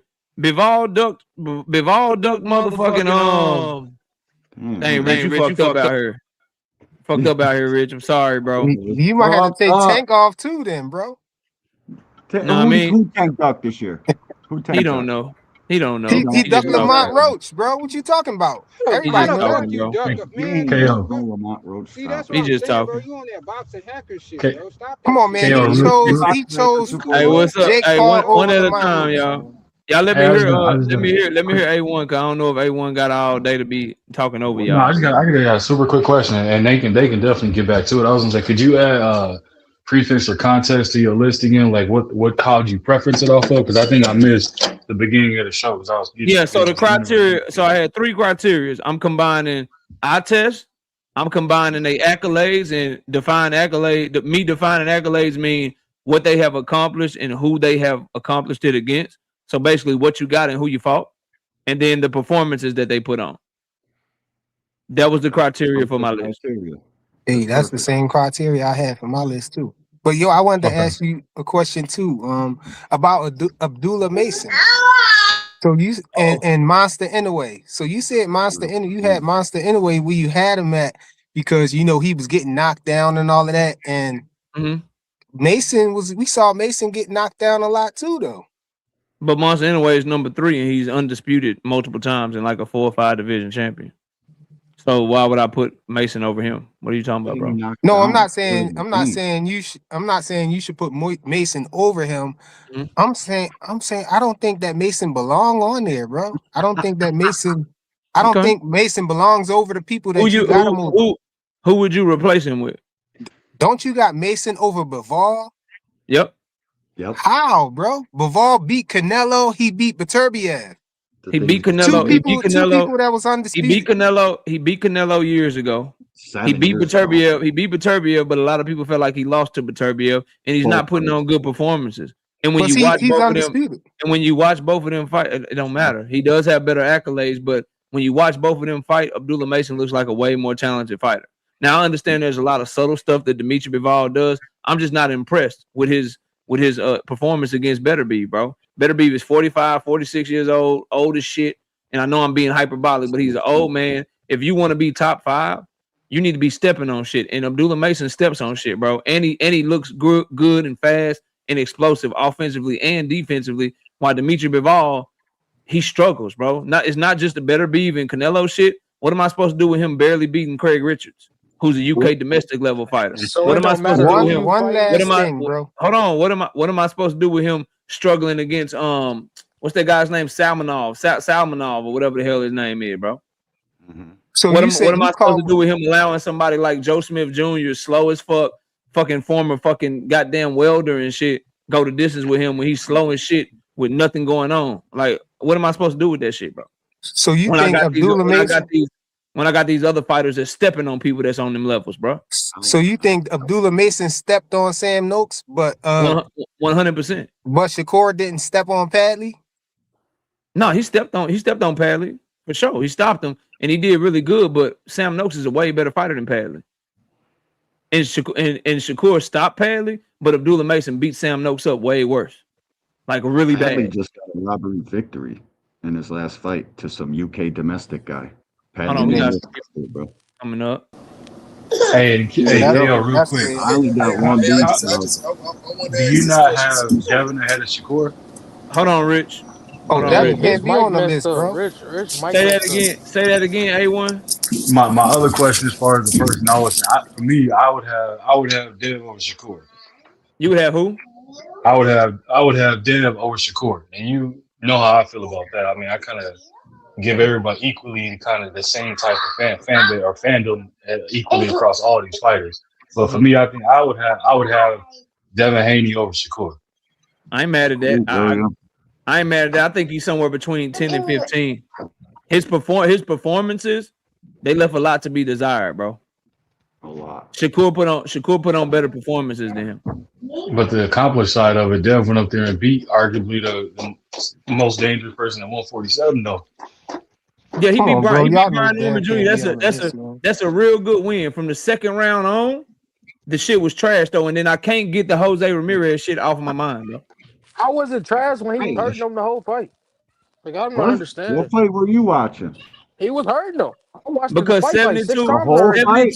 He ain't throw 72 punches in the divided by back there. 72 divided by 12 is 6, my nigga. Yeah, but you only need 70 punches to break a nigga nose and shut a nigga off. That look 72, good to me. 72 divided by 6 is 12, Yeah. bro. So we just gonna ignore what happened. That's what we Yeah, just what gonna happened? ignore. What happened was after the At the end second of the round, fight, I he seen him didn't do looking shit, like bro. a monster. He looked like the monster at the end He of the didn't fight. look like I who was looked He like a shut. looked like monster. a damn monster. His Okay, eye No, he was didn't. Come shut. on, y'all. He beefing with I the know, Haney's, man. How he gonna put but Devin on the list? No, Y'all he hold didn't. on, bugging. hold on. the Bro, we man gotta His, stop Devin it. his killed eye him. No, he was don't, shut. bro. Came from a His eye was headbutt, shut. bro. His nose was broke. Devin looked like a gump and easy. Bro, his A nose was broke, goddamn but his gump. eye shit came from a headbutt, bro. No, he Yep. was closing it by round 4. What are you Nah, talking that about? He shit My came did. headbutt. from a Here's the thing, headbutt, That bro. dog. headbutt ain't come to like round 8, Here's the thing, Yeah, bro. 7. all This right. is the guy's honest truth, bro. Devin Haney got 2 good performances since 2023, bro. That's why he True. can't get over these guys, bro. But You Devin can't Two fought of believe his twice what this y'all year, though. two of his did last fucking two of his last 4 That fights was crazy. have been First of all, absolute trash ass performances, bro. it's a track meet. Compared to these other people, man. Go on and say it, 12 Felipe. Hey, It fights? was so, a hey, But so, hot ain't so, it meet. his? so, Ain't so, it his? Ain't so it can, supposed to be so 12 can his I, last trash so, fight KO? in his last? His last 4 I don't fights know about that. was Brian Norman Jr., Jose Ramirez, And the Ryan final. Garcia, and Regis Prograis. hey, so, Three of hey, those four were subpar performances by the standards that he put forth before that shit happened. By the standards of him fighting Mhm. Regis, by the standards of him fighting Lomachenko, by what he did to Cambosos, those other fights, 3 of those 4 were subpar, bro. You're not jumping up, putting on What? performances like that, bro. so Oh, this, but hey, You so, don't two get hey, to fights away, ain't no you don't reason get to in Ryan go Garcia. in that same time. So in that same time span, go look at what these other niggas was doing, bro. Like, nah, fam, you got to hey, put on hey, performances, bro. hey, So so shutting No, people knockout. Wait, out, wait, wait. So shutting people out, knockout. not Hey, elite though. knockout. That's not elite. Hey, knockout. So, What up? you basing your list off of 2025 or just period? I Overall, don't. I mean, the most recent shit you've done is gonna hold the most weight, but we got to go back like at least like I think probably 4 or 5 fights if we really gonna do this shit fairly. So for instance, right, if David Benavidez, so who we got number we got Bam Rodriguez number 2 right now. If Bam Rodriguez comes out this year and he fights at 118 pounds and he becomes champion, but he becomes champion by like split decision or some shit, does he stay at number 2? No. But does he fall all the way off the fucking list because of one fight? Nah. No. Because you still gotta account for the shit that he's done in his overall body of work, bro. Hey, salute, That's y'all. I why gotta So, hop so, off. so, so, how do Bivol get up to number 9? Then if you going by all that, Bivol is number or number 8. 10, number 8, how is he like that and Tank in front of him and Abdullah in front of him and Benavidez in front of His him? performance That don't make against sense, man. Salamov, right? He's fighting 1 time a year. He's fighting a guy that's 40-some years old at that. And when he goes in there, he doesn't dominate, bro. He's not dominant. If you go back his past 4 or 5 fights, Craig Richards, there was an argument. People were saying Craig Richards beat him. Do you even know who Craig Richards is, Rich? Nope. No, they don't. That was it. I watched that fight. I ain't never watched him fight though before he fought Bivol. Exactly. So what I'm saying is, bro, when we talking about pound for, because everybody, all these dudes is talented, bro. When I'm talking pound for pound list, y'all look for but what I'm looking for is how do you look when you win? Because all these niggas is winning for the most part. I don't think it's a single fighter on my list with a loss outside of Bivol. Which another thing, he got a loss, Rich. That's another thing. He got a loss on his record, right? But outside of him, It's a most of these questionable fighters loss. gonna be undefeated. Most of these fighters gonna be champion. So how do you look when you fight? What type of performances are you putting on? Are you skating by? Are you coasting? Or are you stepping on people? That shit matters, bro. They don't like that part because they know their guys barely get by their guys. Whoever they're Barely fucking get fighting, by. they box their way to victory. Hey, Yeah, 7-5 in the Devin Norman fight. If I see a nigga dunk a nigga, if I see hold on, if I see a nigga dunk a nigga 12-0, that's not barely getting by. 7-5. You didn't give the nigga a You're in the chance. minority. Your score for that fight, Joseph, isn't to Hold on, before you ask D1 a question, because I want to go to Juke too. I want to respond to Joseph, then I'm gonna let you ask him your question, Rich, and then we're gonna go to Juke. Joseph, I hear what you're saying, bro. But look at it from this perspective, right? Who just retired was Terrence Bud Crawford, right? And what made him, so he's pound for pound number one because of his talent, because of his accomplishments, because of the performances that he put on, and how he looked doing it. Terrence Bud Crawford, a lot of his pound for pound number one shit and how he was able to be so successful, bro. When he got a motherfucker in there that didn't belong in the ring with him, or he got somebody in there that couldn't fuck with him, did he ever come across as just comfortable skating by, bro? Or did he go in there and fuck somebody up, bro? That's two different fighter styles, though. No, that's the difference between a That's two real different styles. top. No, that's a real top 5 pound for pound stalwart and a nigga that just want to win and get by, bro. You like that shit's not gonna be respected by the same on my list, bro. I'm gonna always show. I'm always show reverence or difference towards the people that's like, yeah, bro. I know you ain't really got nothing for me, but I'm just gonna get you the fuck up out of here because it's also my job to put on a great performance to show how great I am, and I'm not just gonna skate by.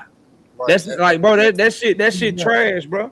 That's a trash ass way of thinking. You can't find whether you think it's a boxer that don't have a lot of power, whether you think it's a power puncher that don't have a lot of boxing skills. You can't name an all-time great fighter that has that type of mentality, bro.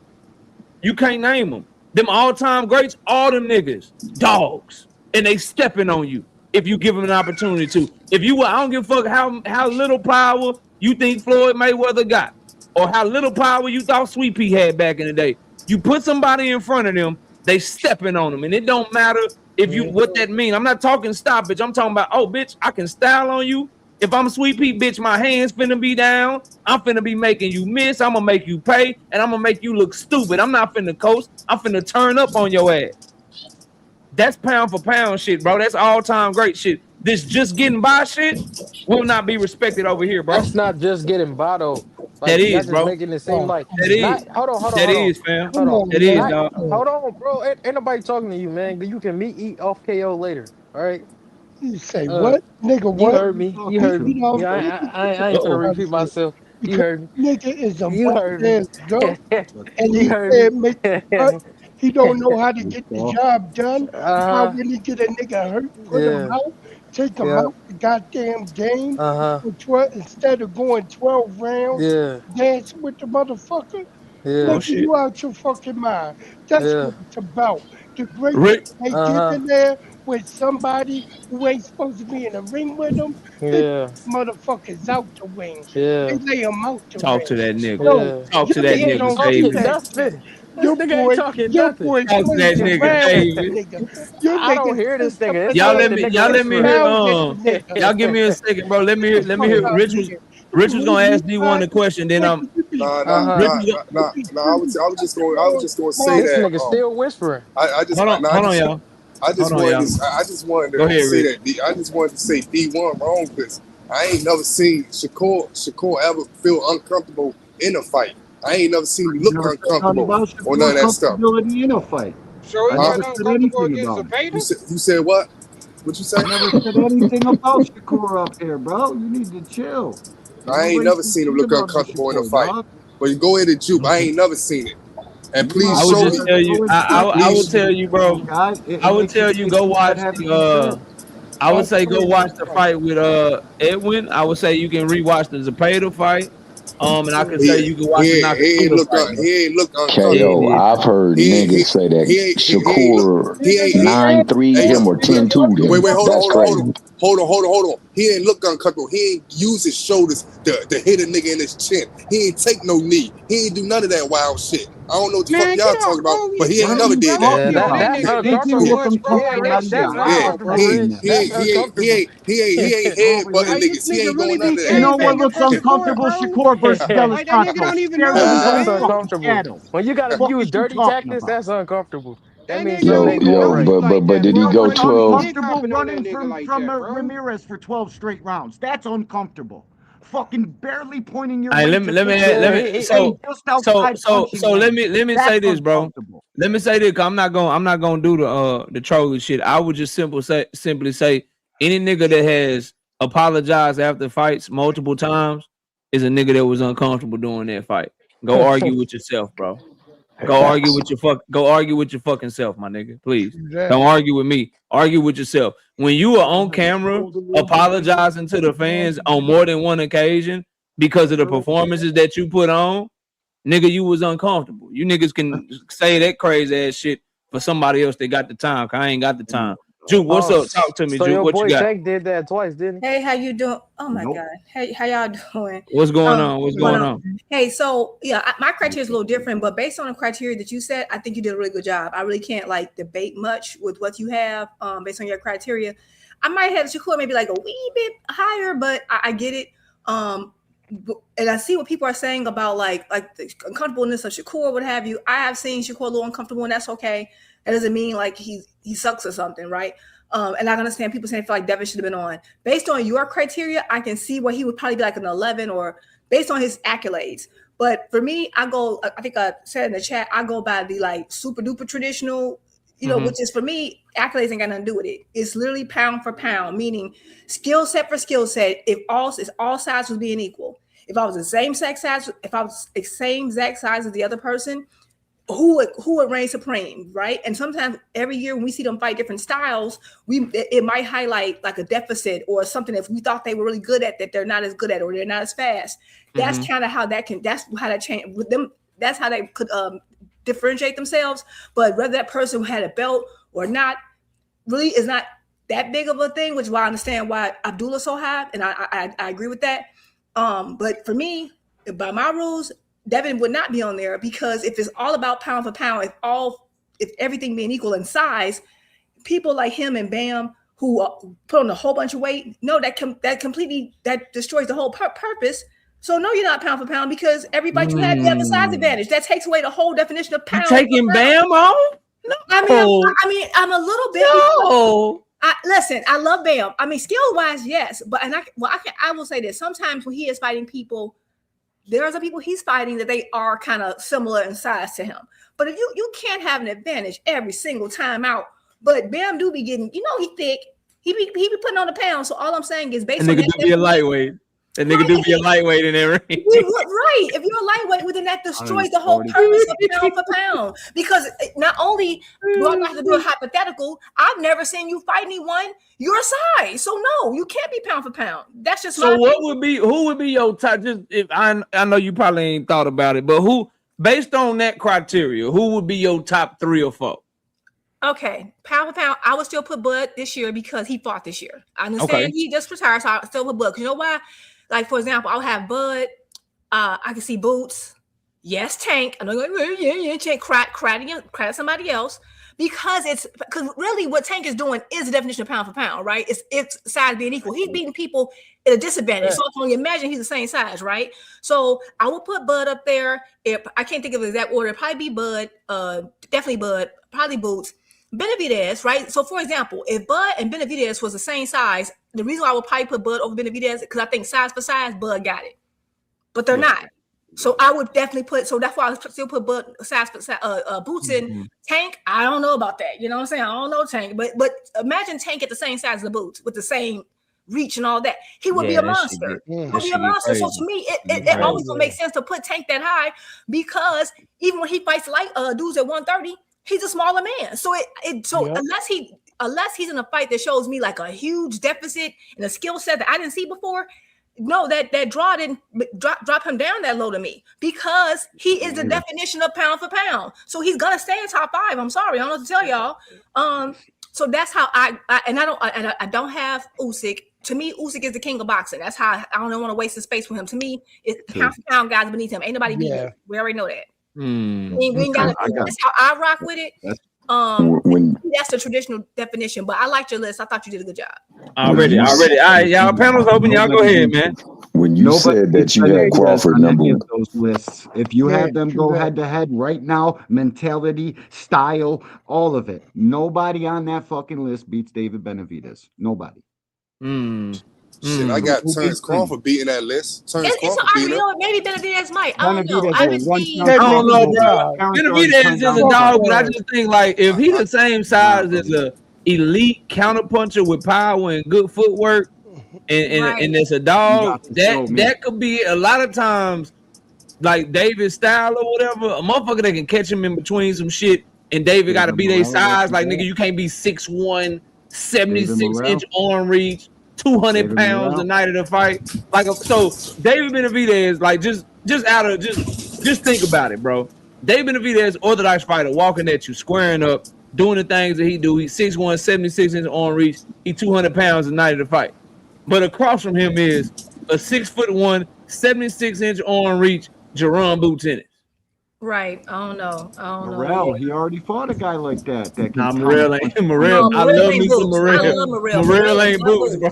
Hell no, I know that. You're making me decide between two of my favorite fighters. Morrell is not. I think David Benavidez runs over all these guys, bro. I got you. Hey, David is top 3 for me and my favorites too. He's so I up ain't there, mad but at I don't know if Boots and David are the same size, weight, everything. Remember, everything being equal. Man, Boots good. I don't know about that. I don't know, and I'm sorry. It's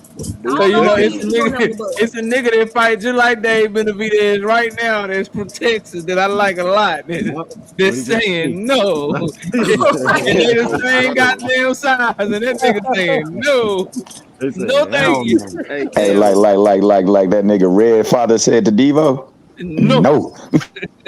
What's up, Bloodline? What's going on, man? I ain't gonna be here for too long, but it is one thing I want to say to the chat. But I don't know who was just speaking, but she alluded to it, and I just wanted to kind of add on to that point. When people add pound for pound lists, they think about their favorite fighter. They think about the accolades they accomplished compared to the accolades that the other fighters accomplished. But when this pound for pound term was created, that's not really ideally what it means. Yes, it does hold weight when it comes to accomplishment and skill, but the other determining factors are the dominance that you display in these victories, and also it means taking out the weight disparity between the fight and matching up these fighters when they are equal in weight class. And what a lot of people fail to realize is if you put a fighter like, say for instance, Shakur Stevenson, I respect the style or whatever, but if you put Shakur or Devin Haney in there with a fighter like a David Benavidez or even a prime Dmitry Bivol, Artur Beterbiev, and all of these fighters, and you match them up stylistically, I don't see that boxing style and just being able to skate your way to a victory or thinking you're going to outpoint this fighter is going to just be enough. Because when the tide turns up, look at the Junto Nakatani fight, say for instance. And I love to reference this because nobody thought Hernandez was going to get from the fight that he gave based off the stylistic matchup and how the fighters looked at the skill. But when it came to the heart, the will, and determination, and it came to the size factor too, that played a little bit of the factor. But when it came to Hernandez, just staying in his face, being able to throw a lot of punches and be able to hurt him in moments that he didn't think he was going to hurt him. And Junto noticing that this fighter was giving him a tougher fight than he thought he was going to give him. A lot of that plays a factor into the fight. So when people put this pound for pound list together, they are biased when it comes to the true definition of pound for pound. And that's all I got to say.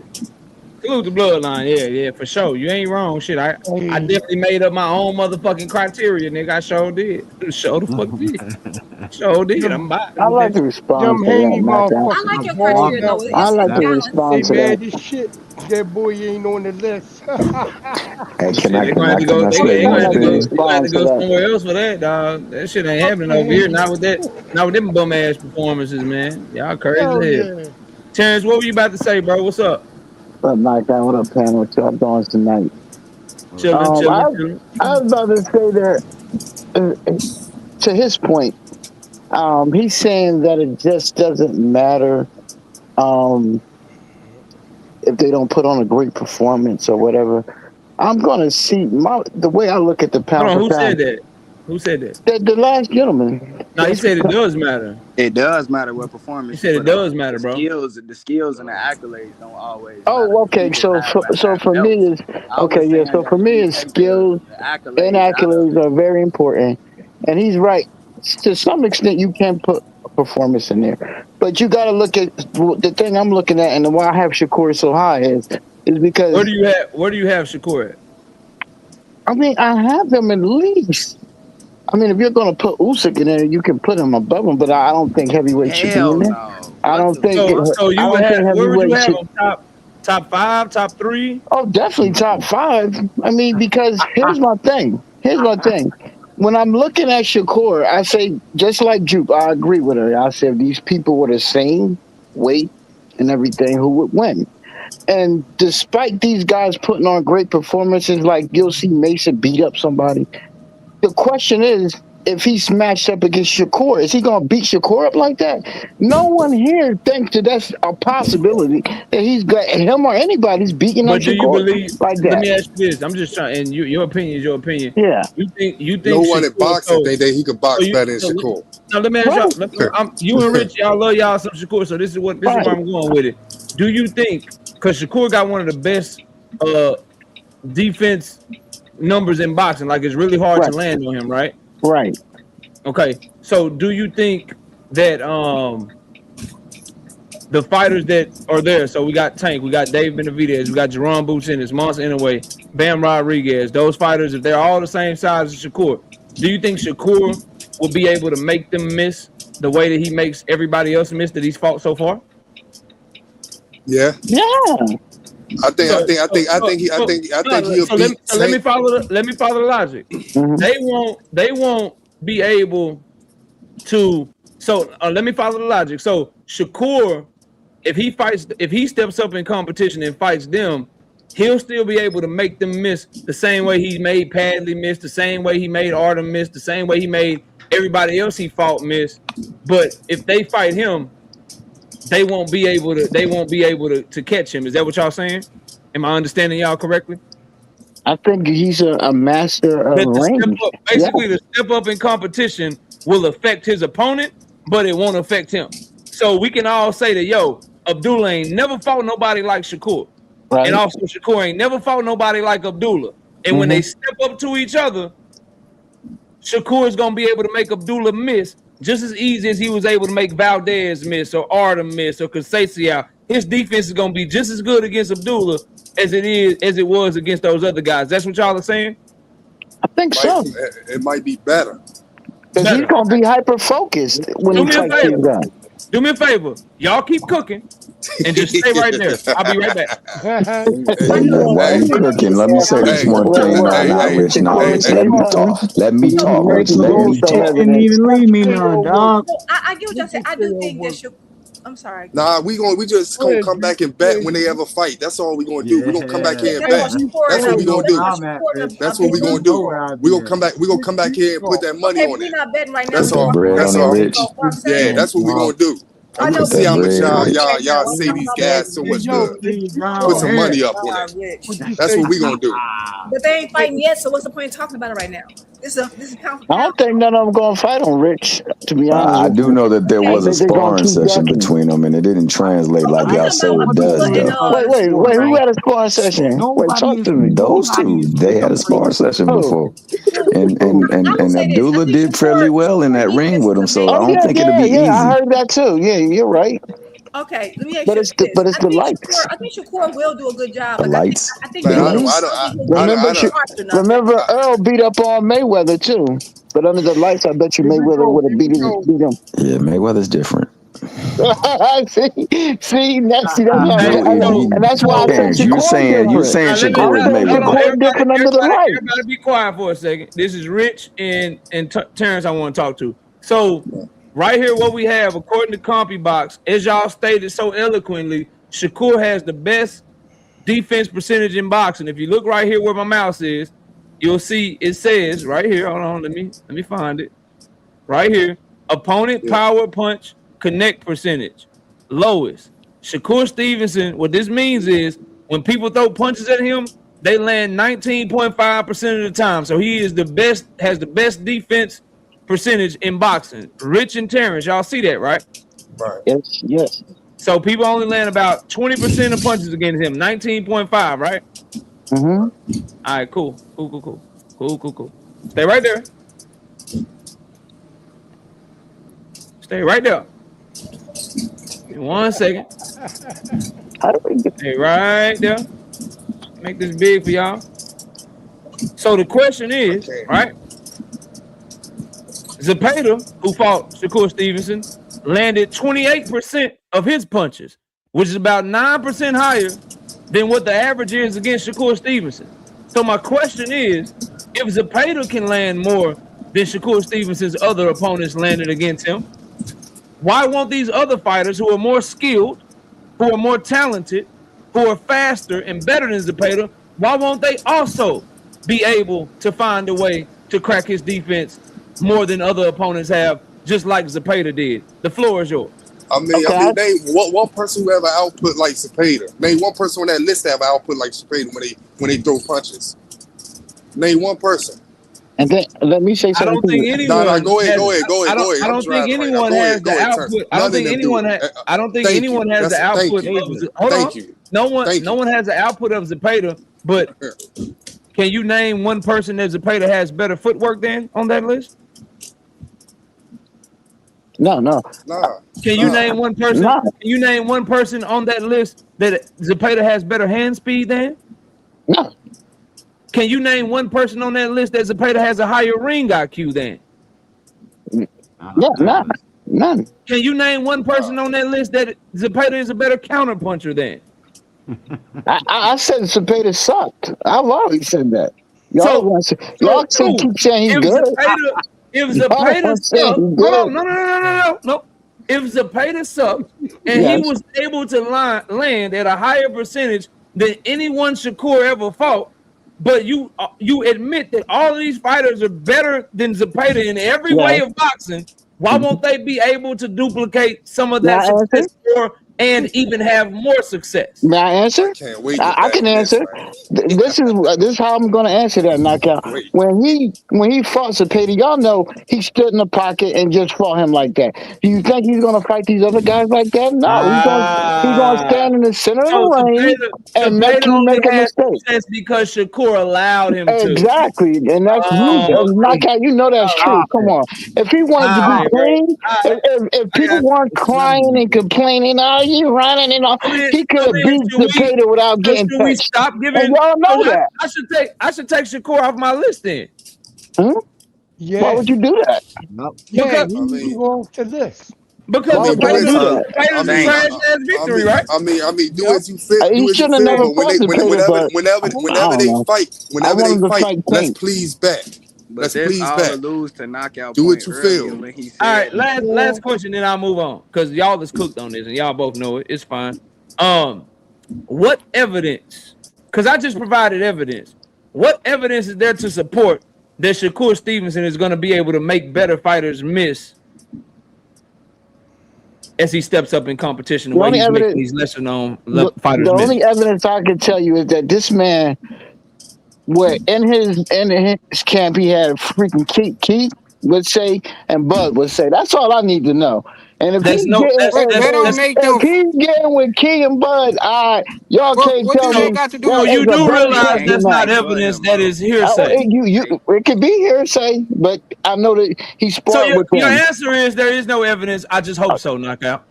No, I think that's you said that's not evidence, but those are two of the best. Hearsay is not evidence, but they can't fight for. But Shakur don't fight nothing like Bud. Or they right. Hey, turns. They right. They right, man. They right. You gotta realize where you at, man.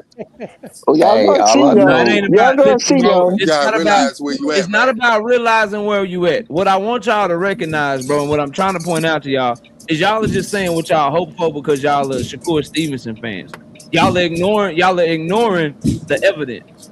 No, but we see Rich, you did try with the volume point that you tried to make. So I do give you a little bit of credit for that.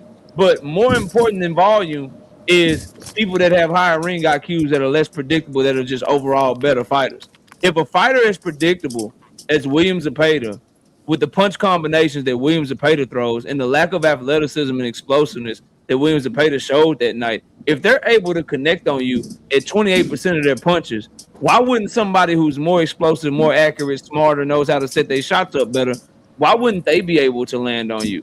For instance, William Zepeda fought predominantly on the inside against Shakur Stevenson, trying to stick to his chest and trying to get in on him and land hooks and land uppercuts in there. Well, guess who's a better inside fighter than him that's faster, that turns their shots over better, that can take different angles, weak side and strong side, go to the body faster, and is more explosive? Well, that would be somebody like an Abdullah Mason, bro. Or since we're talking pound for pound, that would be somebody like a Jerron Boots Ennis. That would be somebody like a Tank Davis. You mean to tell me that Zepeda can have success on the inside against Shakur, but Shakur is just going to all of a sudden not He's allow not those gonna let him fighters get to have there. Knockout. He's not gonna let him Man, I get on can't. the I just how inside. the can't. fuck That's the how the fuck did difference. Zapata get there, Shakur's bro? the master. They're not. How He's did not Zapata letting them get get there? there How did Zapata get there? because he let him. You saw how he was Gotcha. fighting that night. Gotcha. Y'all were All No. right, complaining. right. Okay, They now So, were so according complaining. to I'm your like, you knowledge, gotta stay. Terrence, It y'all God just nobody said, can let hey, y'all I Travis think got let you, me fam. say, Abdullah, one So, more y'all thing. think according Shakur to your versus y'all knowledge, Abdullah not will look gonna like let Shakur Shakur? not letting them get inside, Hey, bro. it's So good, man. When they gonna fight one day. Shakur is They so gonna fight great. one day. Shakur is so great that he's just doing what he want to with niggas. Once they try to get inside, he Already. pivoting out. Hey, Okay, Already. Theo. I have a That's question. what Do Already, y'all he think he fam. is. it's gonna didn't look like pivot out the when that Theo, Santos brother let me fight caught say him He's on then? the something. back. pivoting He had no out. way to punch him though. Hey, Theo, let Terrence me and say Rich, something. are y'all saying y'all think it's gonna look like Shakur versus Santos then? Like if they fight, if It Abdullah and might, but he'll win. That's the it might. I know. Don't be. I'm not being defensive. I'm not saying. Right. I'm just He asking. might. I'm not saying it Realistic. might. Yeah. It might. Okay. So okay. But what I'm saying, Theo. this is my only fear with that, Yeah. right? For Shakur. Uh-huh. Yeah. Okay. He could do the whole Santos thing again. The Okay. problem is that as Abdullah name is getting bigger, like Tang name is a bigger name. I don't know if you can do that round for round and get all the rounds. Like you can do that with Santos. I don't know if you can do that type of fight when you're barely touching each other, when you barely putting any offense, and then rack in those rounds. That's my only But fear. if you, I have a question for you, Juke. If 7 punches are landed, and you had the more effective punches in the round, do you give it to the person who landed the more effective punches, But, even but though it was a low? that was the Even though it problem, was a though. lower, I'm Let me asking answer you. the question. I'm about to answer. Relax. What I, I'm saying is I wasn't that. finished asking the question. Okay, Okay, go good. ahead. Finish asking the question. I'm sorry. I'm saying, so if a person has the more effective punches in a round, even though it's a low volume, do you give it to that person or you give it to the other person because they're trying their best, they're trying to come and he's pivoting out? I'm asking you as a scorer, who do you give the round to? Right, but I hear what you're saying, but there were no effective punches in Shakur versus Santos. Like there were I punches, but they disagree. No, there was weren't. They three. weren't. I There was three disagree. by Okay, De Los let me go Santos. back. There may have been Why two. don't y'all do this? Not to cut y'all off. How about let's define what does effective mean? To me, when you're saying effective, meaning like okay, it Clearly, was a clearly very landed. it's clean and Yes, effective shot. Was the shot very clean? yes. Did it stumble the person? Did it make them have Um, to adjust? Did it, of course, hurting someone does count, right? Because that's why you get 2 points if you get knocked down. Did it hurt the person? Did it, force them to make an adjustment?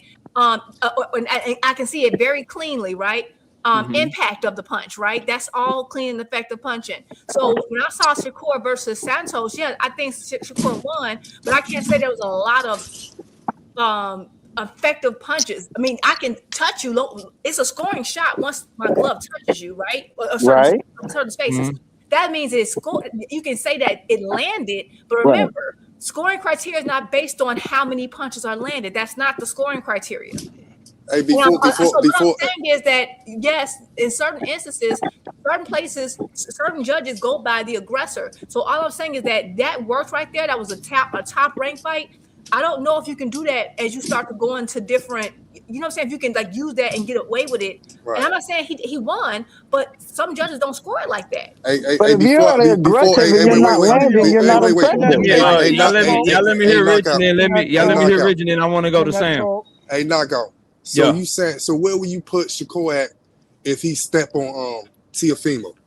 Oh, you gotta put him top 5.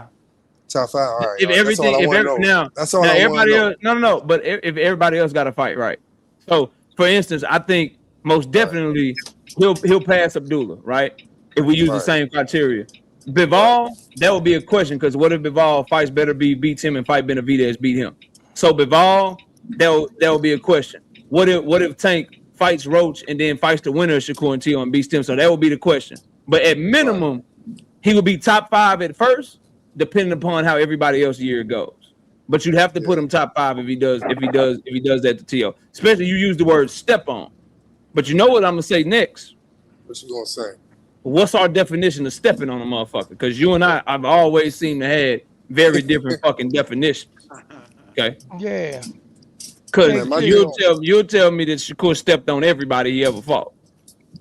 Hey, Nah, let nah, me he say heard something everybody that's before. real old school, KO. I'll say this I though, got KO. something to say. Y'all let me go to That's real old Sam and then school. let me go to Sam and then David. I heard you. I'll go to you next, David. Then we'll go to William Old School. Sam, what's All up, right. man?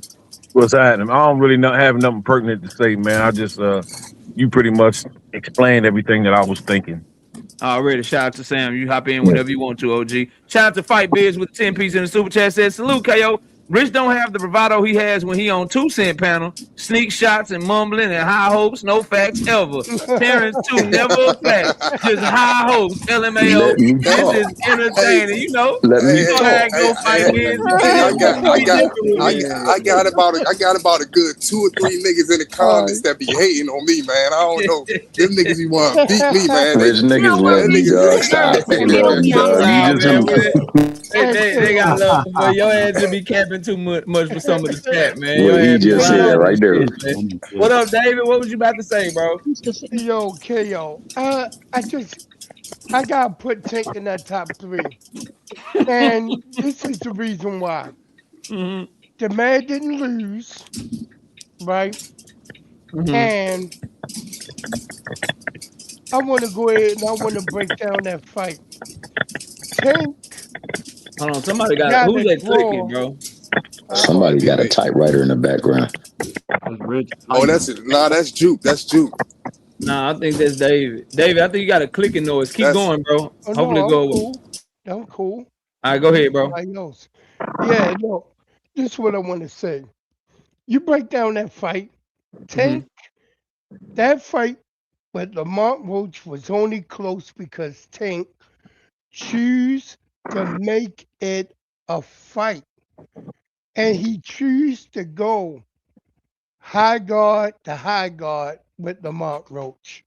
He could have stayed and kept boxing the fuck out of him from the outside like he was doing. And of course, there's times in that fight you saw the speed difference. He was faster, stronger, more agile. But the problem was he wanted to make it a fight. He wanted to he wanted to entertain everybody who was watching. He didn't lose. He didn't lose. He made that a good ass fight, which I say should be nominated for one of the fights of the year, because that was a good ass fucking fight between him and Lamont Roach. That's why everybody want to see the rematch.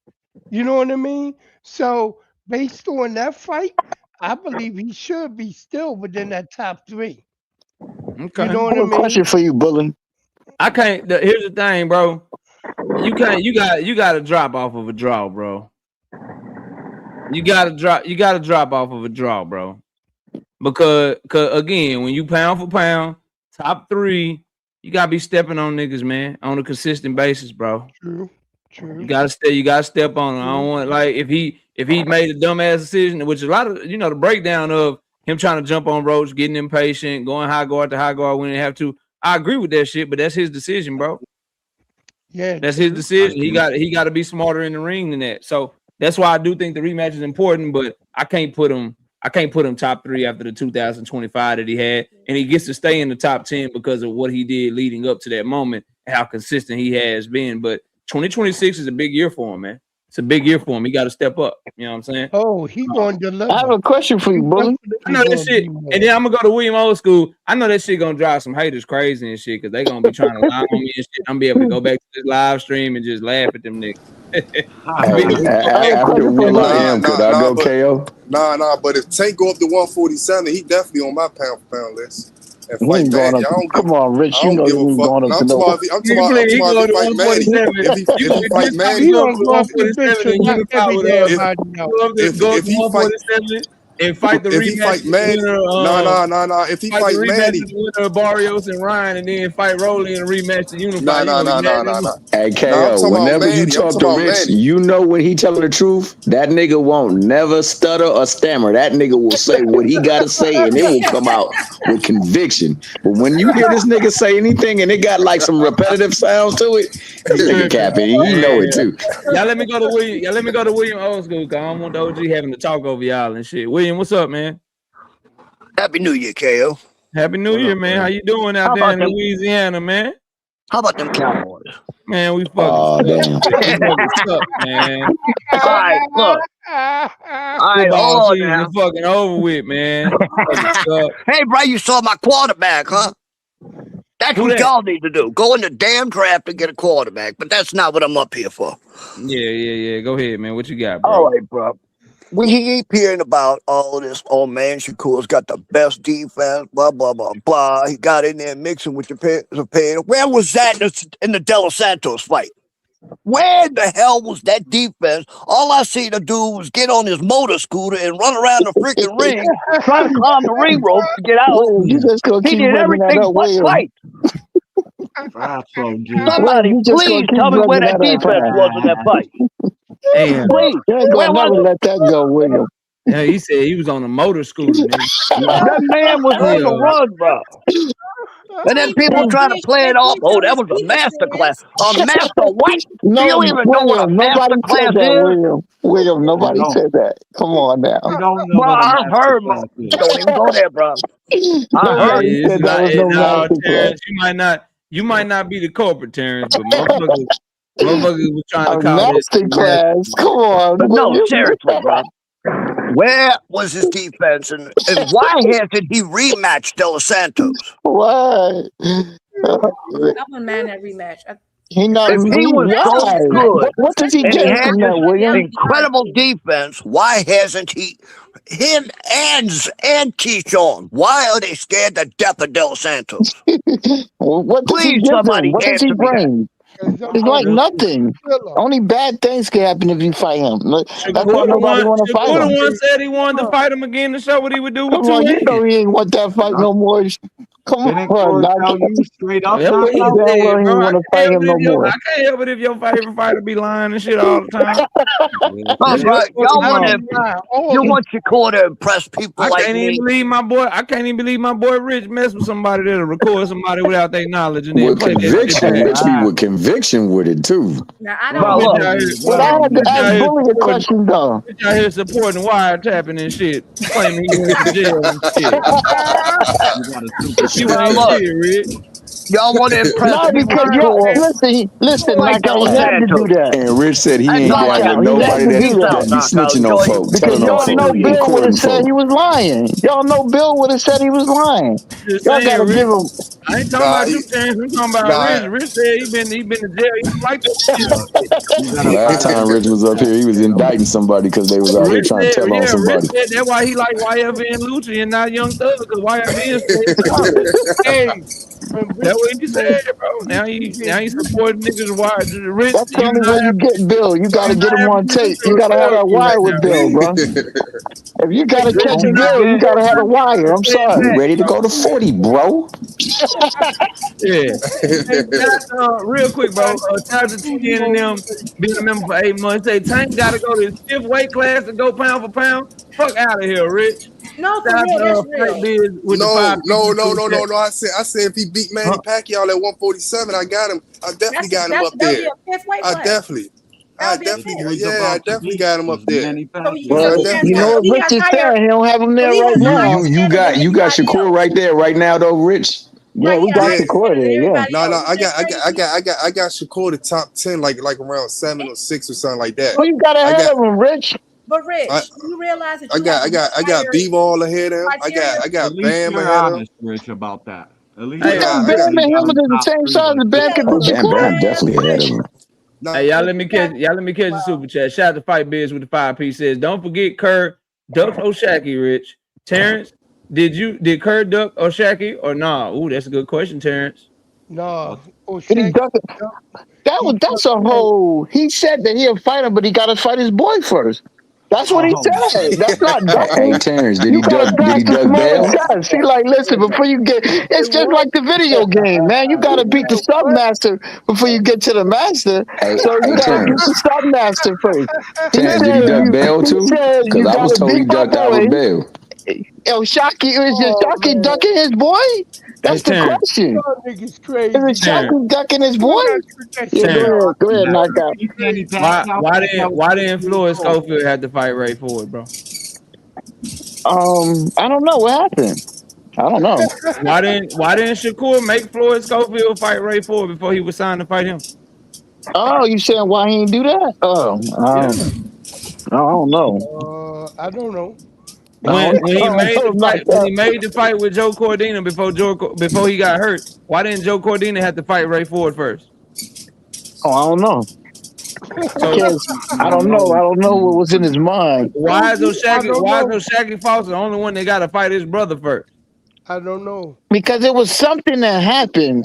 Not Right, a well, thing. It was Nah. This where what I'm happened. from, you ahead, fight Rich. your own Maybe battle. Rich know it. Ray Ford was calling out O'Shaki before Shakur. I'm so at glad. 130. At 130. I'm so glad you brought Since he that went up, to Rich. 130. I'm so glad you brought that up, which will lead me to my next line of questioning. Thank you for bringing that up. So, was Keyshawn Davis calling out Team Alifu? Yeah, but they both was. Shakur and Keyshawn. But who was calling out Team Alifu first? Not Shakur was calling out Tank, while Keyshawn was calling out Shakur was always calling out Tank and Which Tio. one of them? And bluffing. Which one of them was on stage? Okay, and you know what? bluffing. Come on. I got you. Stay right there. Not to stay right there, Right, though. he was calling. Stay right there, bro. I got you. Don't even worry. Ducking shots since 130.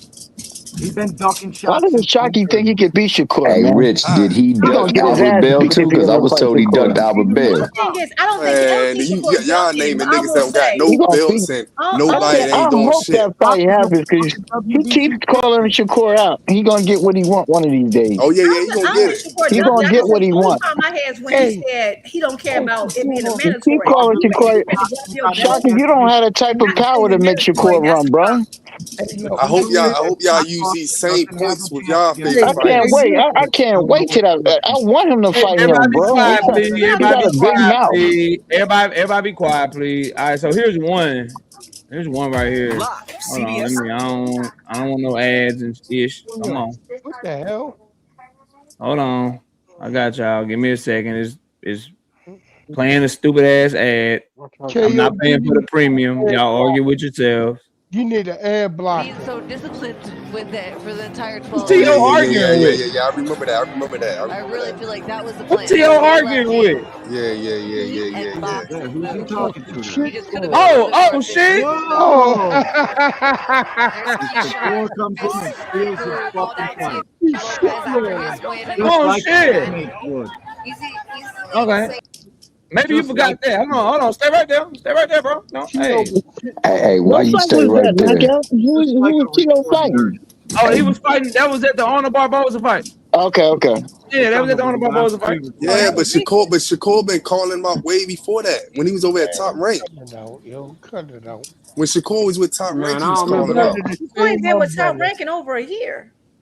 That's what I'm saying. He been calling him out. Rich noticed But stuff. how can he be I calling? trust That's Rush. not. I don't believe that's true, Rich. Because that You T.O. man, was you at could 140 then, bro. all y'all gotta do is put it 3 years ago, 4 years. Shakur call out T.O. He been saying his name.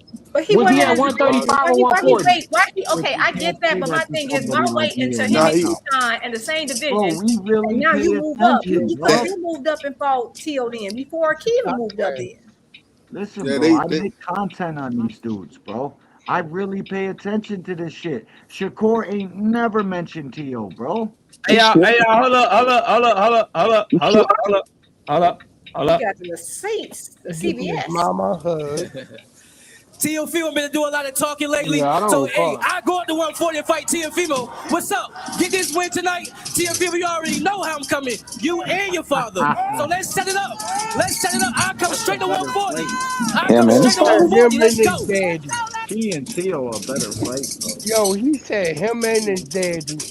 So I think so too. I think it'd been a better matchup personally, and I it don't makes recall sense T.O. because Keyshawn is bigger. I don't So it makes recall sense. Shakur calling out T.O. Tio didn't want that fight though.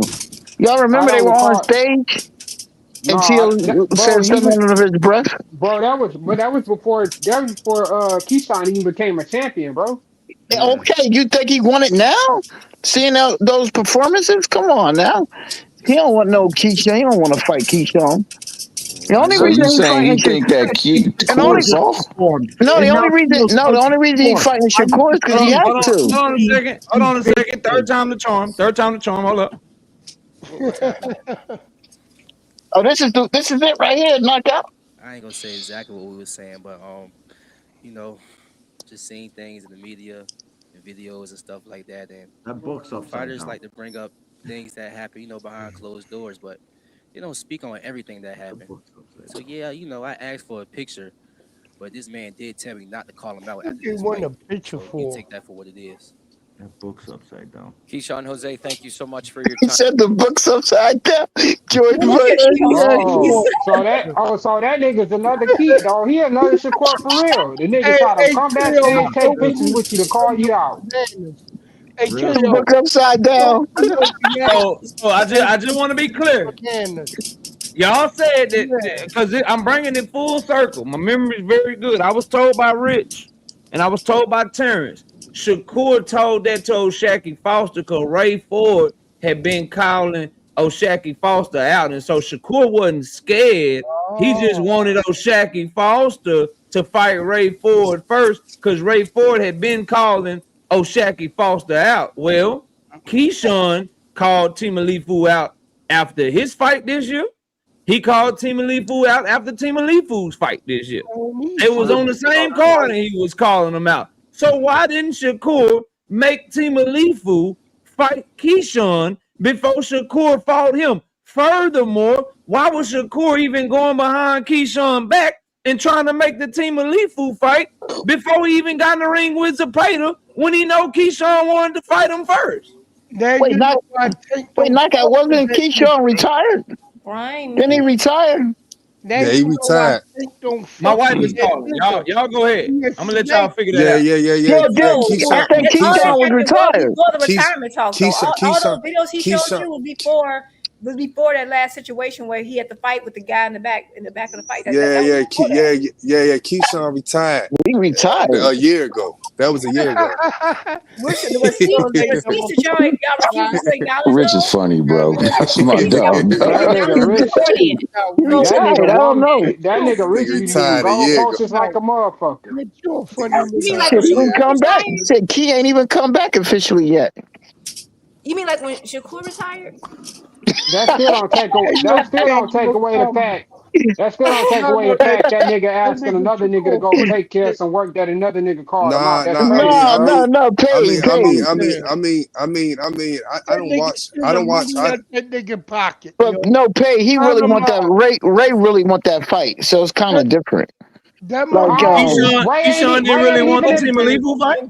He don't want it no He more. know T.O. not gonna fight him though. That's the difference. If Ray really wanted that fight with Shock Foster, Ray not even ranked in the WBC, fighting bro. in the WBC rankings to get a fight with Shock Foster. I don't fucking believe you guys. Okay, so why didn't Shock just said, "I'll take that. I'll fight Ray, and then if I beat him, I got you next." He gave him his word that he'll fight him. Y'all love making excuses for that, man. The fact of the matter is, listen, I want him to fight Shock. He moving different with O'Shaquie Foster compared to how he moving with Timalifu. I want him to fight Shocky because he got a big mouth. He's doing something to look out for his brother Ray Ford, and he's not doing to look out for his brother Keyshawn Davis. Y'all niggas is tripping. Y'all cook. Leave that shit up. He gonna fight. He coming back down though. He says, "At work, KO. I finally caught up with you. You did." Salute to my dog, Unc Dre's finest in the building. When Shakur fight Tio, is he giving up his belt?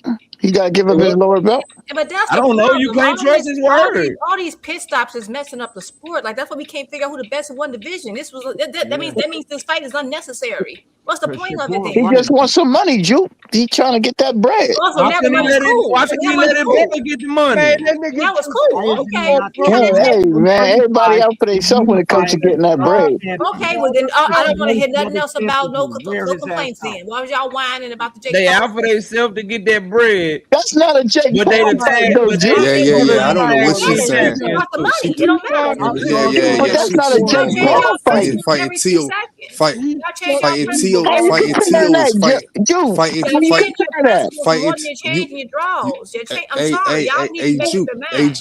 you comparing the Jake Paul fight with. Wait, hold on. You said money. Y'all one at a time. Y'all can't both talk to it at the same time. I said if we're talking about the sport, if we're talking about the health of the sport, And I'm saying, and you say, okay, if Shakur's gonna go up and fight Tio, which I don't have a problem with, I'm happy he got the fight.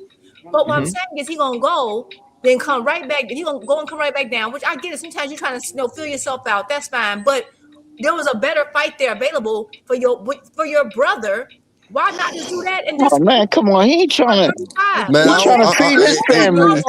hey, listen, Shakur trying to feed his family. He ain't worried So about when it comes to hold on, hell no. It's about feeding your family. Hell no. He's trying to feed his family. That was y'all winning. Go ahead, knock out what? You see how he just contradicted himself? Go ahead. Did you hear what you just said, bro? Did you hear what you just said? I just said he trying to feed his family. It's a big money fight. When it come to jumping over Keyshawn, you trying to feed your family, but when it come to fighting each other, you don't give a fuck about feeding your family. Thank you. Oh, no, they brothers. They went through some shit together, and they ain't gonna fight each other. Man, I ain't trying to hear that shit. We went through enough shit to where I won't get no money with you, but I'll take money from you. Okay, I'll tell you one thing. They fight. Y'all gonna see a tap fight, and then they just gonna take all y'all money. That's what y'all want, them to just tap each other. As opposed to Shakur typically doing what? I want to know, do they Hey, nah, Terrence, for real, I don't really care about the fight. The only fight I really want to see him in is the Tank fight. I don't care about Man, that shit been said. I'm with you. Real quick, That shit been said. this is totally something else I want to bring to y'all attention because I just got word. I reported that Canelo was ordered to fight. Damn, Rich, you honking at somebody, boy. Rich is a fool. I had reported that Canelo Alvarez was ordered to fight Oscar Iglesias for the IBF title by the IBF at the super middleweight division. Well, it's official. Canelo has informed the IBF he will not be taking that fight. So they're going to go to the next in line, which will be Oscar Iglesias to fight Jaime Munguia if Munguia accepts it. Ooh, that's a good one. Canelo is not fighting Oscar Iglesias. Canelo only want that payback. That's the reason why. Osley, I knew that. Everybody knew he wasn't taking that fight. Come on, man. Hell yeah. He wasn't taking that fight. I want to fight Bud Cuban. What? No. But Osley's and Munguia's a good fight. I think Osley's will not be. He gonna destroy Munguia. No doubt. He's a young demon. He's making a name for himself too. He fights for the dudes in Canada, Eye of the Tiger, I think. He's coming, bro.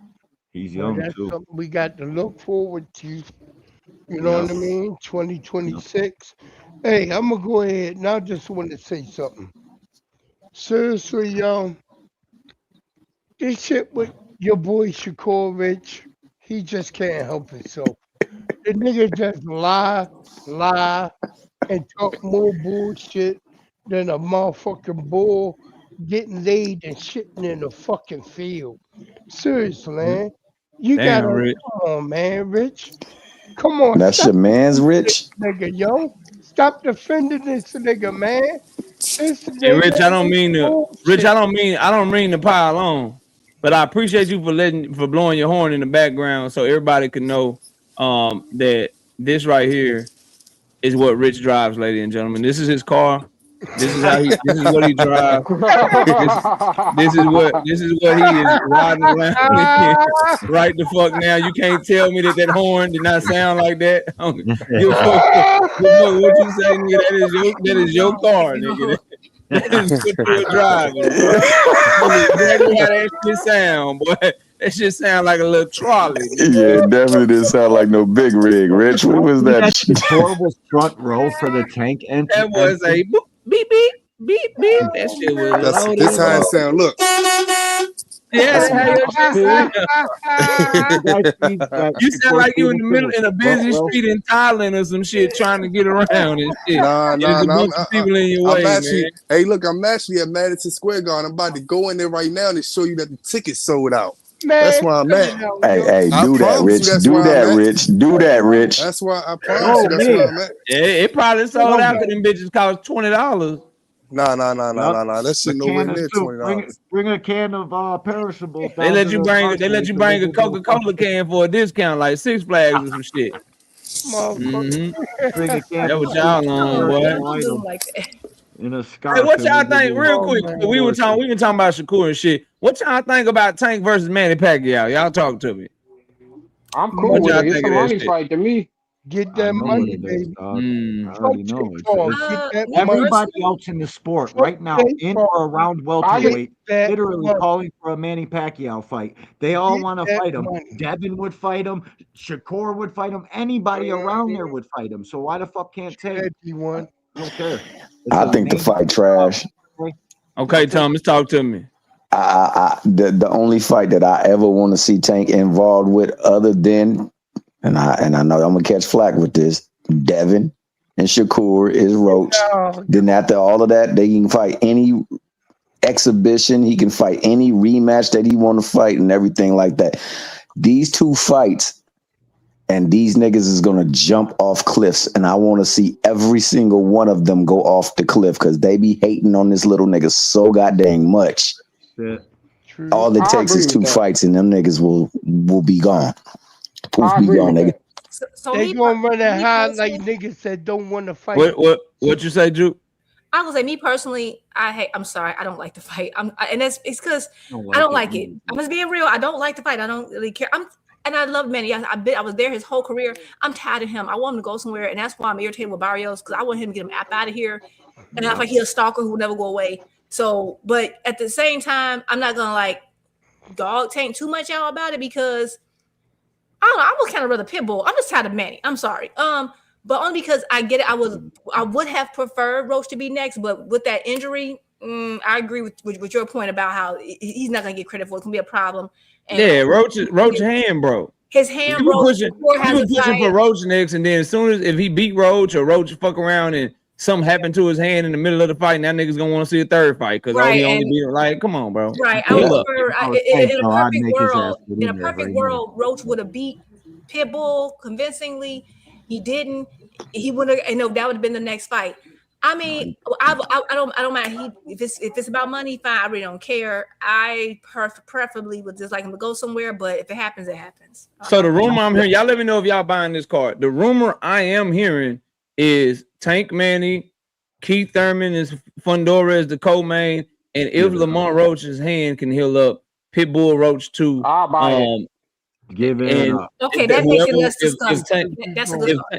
If Tank wins, and then he'll end up fighting the winner of their fight. Is what the plan I'm hearing may be. It's 50-50. It's 50-50 Manny and Pitbull right now. Okay, that puts a little sweetener on it. So yeah, I 50% is gonna be Manny, 50% is gonna be Pitbull. PBC is really lobbying and pushing Tank to do the Manny fight though. I understand. Manny's gonna them gonna be there. At what class? I understand the reason why they're making the fight because of the aspect of money. Go ahead, Thomas. What you say, bro? Okay. I understand that they're making the fight because of the aspect of the money that they can make off the fight. I'm not mad at no fighter getting their bread, man, and I don't control none of these fighters, so I can't tell them what they should do. I think that whether Roach loses or not, man, I still got to see the fight with him with Tank. I think that needs to be made you right. can't take credit. You can't take credit for another man's work for sure. Regardless of what happened with Roach, I want to see the Tank and Roach rematch. Yeah. And I agree with everybody. I think Manny Pacquiao niggas like 987 years old and shit. You know what I mean? Ain't nobody checking for that shit. But at the end of the day, it's 115 million people that live in motherfucker. Rich, I don't know what you were doing, bro. I'm trying to think he got one of them scooters because he's in a narrow street. But what I was saying, I think with 115 million people living in the Philippines, bro, with Manny Pacquiao and Tank Davis, that's guaranteed to be a really good live gate. And then you got to also think, and this is just rumors. I'm hearing PBC is trying to go over and convince Prime Video to do what Netflix has been doing and get a budget to start doing big time streaming events like Netflix is doing and get Prime Video to do it. And so the best way that they think that they can start that off, and this is just me hearing rumors, the best way they can start that out to really like start off with like a 20 million viewer stream, 30 million viewer stream, is to put Tank and Manny in the ring together and say, look, if you start giving us this budget, these are the types of fights that we can produce for you.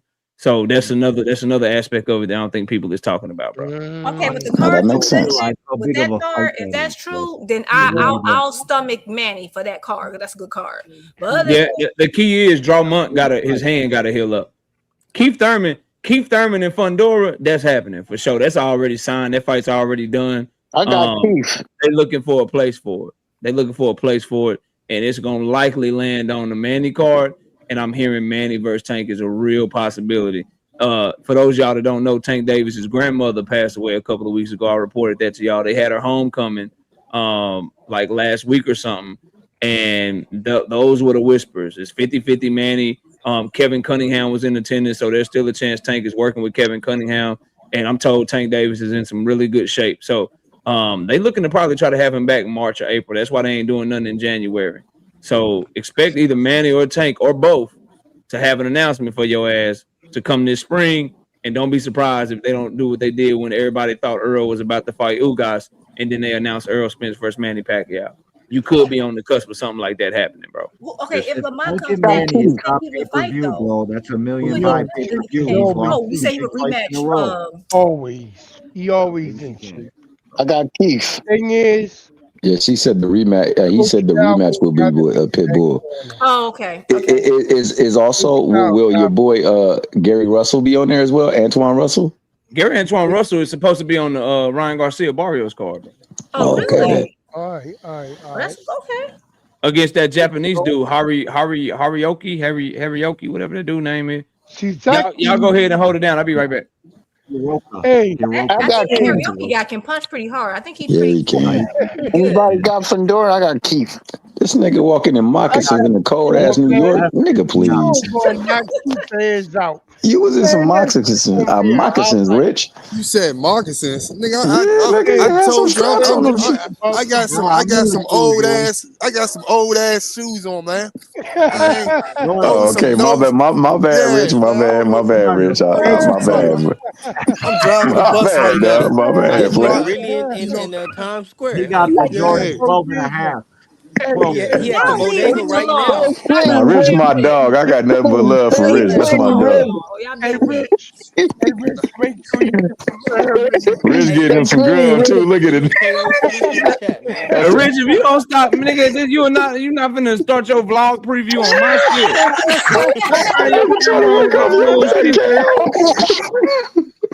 Let's go, Rich. He got the startup kit. He got the KO startup kit, nigga. Hey, bro. Let my dog get his a day in the life off, man. Come on, All right, man.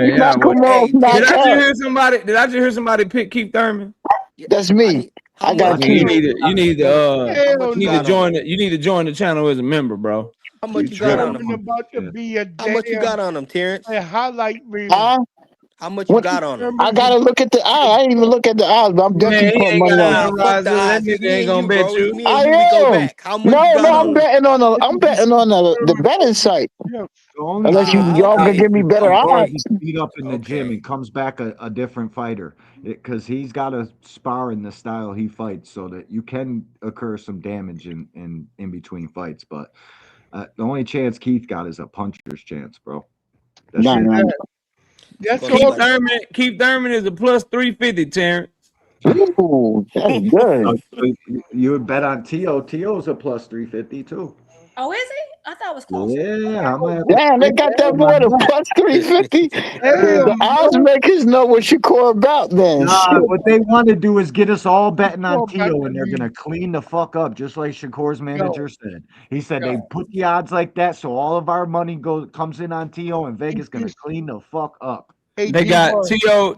is a plus 240. Shakur is a minus 340. The money already started coming in and minus 340. Yeah, for Shakur. That's about right. That's about right. 340. You got to put 340 down to win 100. I know.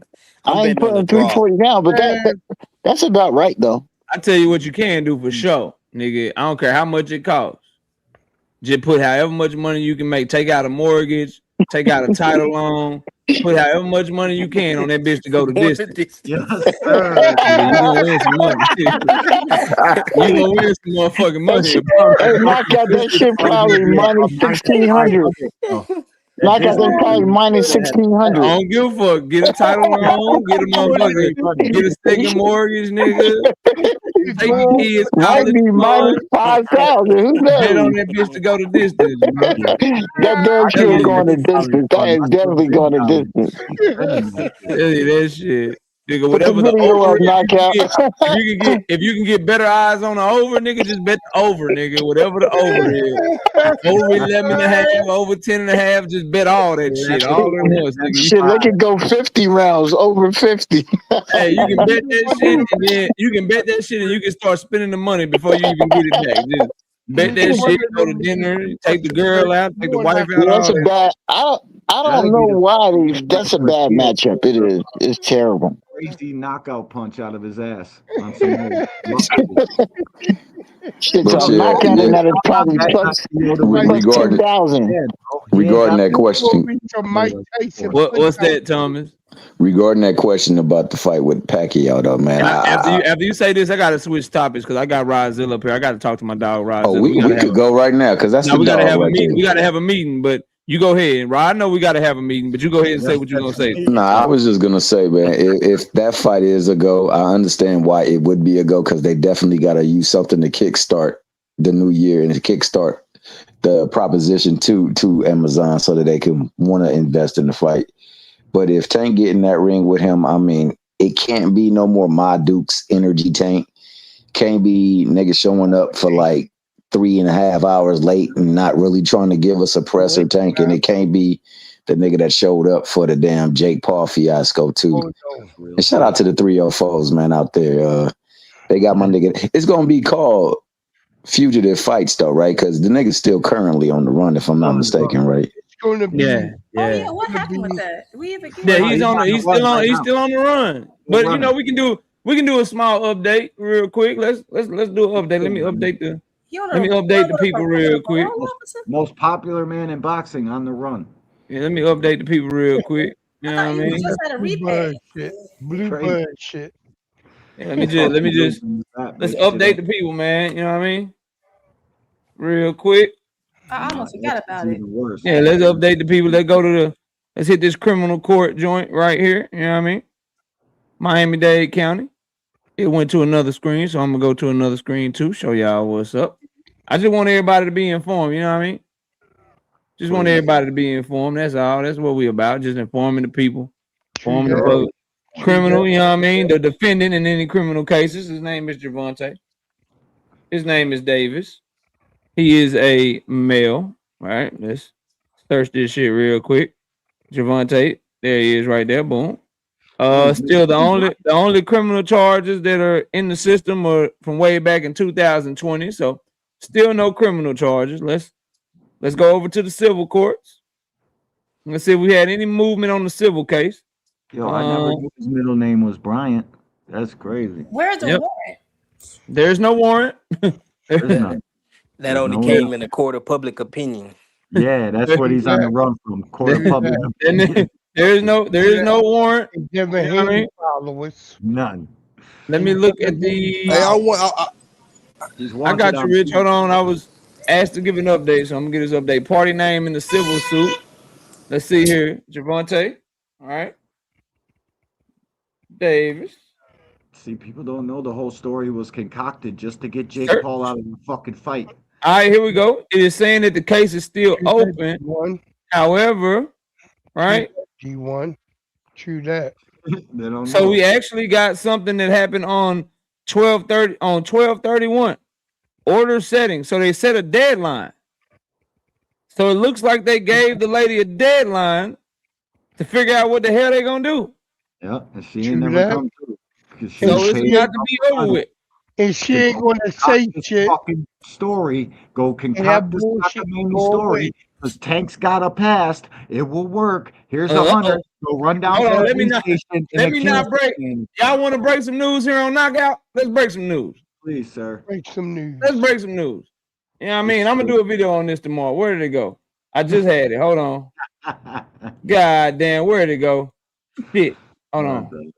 Don't worry. There it is. All right. Video tomorrow. Which one is it? Well, I'll be damned. Some new documents in the case. I haven't looked at these shits at all. But this was what's filed on December 31st. And people need to understand this calls. So this is what we own. So they filed this on at the top. You see, this got filed on December 31st, 2025 at 10:31 p.m. This is a case management order. This cause came before the court on case management review based on the review of the file and pursuant to Florida Rule of the Civil Procedure 1.200, as well as Florida Rule of General Practice and Judicial blah, blah. The court has established case management deadlines and is hereby ordered that 1, the parties must strictly comply with the deadlines established in this order, which will be strictly enforced unless changed by the court order. Parties should expect that the case will be tried during the projected period specified without continuances. So looks like the case is going to start. The deadline is April the 28th. Oh yeah, I got to read through all of this shit. This is a lot. Hold on. Yeah. Oh yeah, this is a lot. We're gonna have a lot of information for y'all tomorrow. So I ain't gonna do it because that's like what? That's 7 pages I gotta read through. Oh, we already here. It's all a bunch of that's 7 pages I gotta read through, dog. And I can't read it on live, bro. But let me see. The deadline. They don't got their fucking complaints and their shit in order enough to even take this kid to court to ask him for fucking anything. Because it was all a cockamamie story. The nigga was on the run, dog. Tell us what happened. Y'all go ahead. I'm reading through it so I can give y'all information. Hold on. Lies. And while he was on the run, and I don't want to say anything because that's a sensitive subject, but they found out recently he just had some place to be, and they ain't pick him up. Okay. This is all so this first thing says we're giving you all these deadlines. I'm paraphrasing for you. You can go read it for yourself. It's up here, public knowledge for everybody. So if they don't meet these deadlines, then they're gonna throw the case out. Yep. Says here, failing to request an extension of service or effectuating service of process by the deadline set forth in this order may result in the dismissal pursuant to Rule 1.070. So this is to the plaintiff, because she the one who want the money. Get your shit together and file whatever the fuck you need to file. Right? She already picked up her 100 pack from Jake. There ain't gonna be no more filings or any of it. All to get Jake Paul out of the fight, bro. So he can duck Tank Davis to fight Anthony Joshua. That's exactly what it was about. Well, why Tank not suing him, bro? So these are the deadlines. These are the deadlines. So the deadline for them to serve the complaint to him, they still haven't served him. So if they don't serve him by February 27th, the case is over. It's been 2 months and they still haven't served him yet. Well, if they haven't served him, it's no case, right? But they know where he at, right? Don't he have a probation officer? They know where he's at. He has a probation officer. They have his address. It's public knowledge where he is, and he hasn't been served the papers yet. So if they don't serve him by February 27th, the case is getting thrown out. That's the first deadline on this paperwork. That's a fact. And I get people, like, I got a daughter too, bro. If this guy did anything of the fucking sort, I wouldn't even talk about him. I wouldn't mention his fucking name, never, nowhere. Hold on, let me keep going. Deadline for service under extensions. So they can ask for an extension to try to serve him, but they're only going to give the extension until April 28th, 2026. As of me making this live stream, they still haven't even requested an extension yet. So as of right now, they have the right to serve him, and if they don't serve him by February 27th, it's going to get thrown out. They can either serve him by February 27th, or they can request an extension to the courts by February 27th to try to see. And if they do get the extension, then they have to have it served to him by April 28th. Notice, This filing was filed by the court. This is not her team that filed this. The court is doing this. Right? Yes. Let me see what else we got here. Deadline filing. And that's only the civil stuff, right? Wouldn't there be, like Drink said in the comments? Yeah, no, it's only civil. This is all civil. There would be criminal, bro. They said they got tape, bro. He's on probation, federal probation. Like, they would come get him in seconds, bro. You know what that does for their case files and shit? They look like superstars. They got superstar boxer Gervonta Davis on this case. It looks good for them. They're looking for stats just like a boxer's looking for stats. That's true. I would think. All I would think just. cockamamie, bro. I would think this would be a criminal charge by now. I don't know. It's weird. It's all bullshit. I promise. So for y'all that are following this case, what I'm reading here, the most important date is February 27, 2026. If nothing moves, by then it's getting thrown out. They either have to serve that young man or they have to request an extension. Real shit.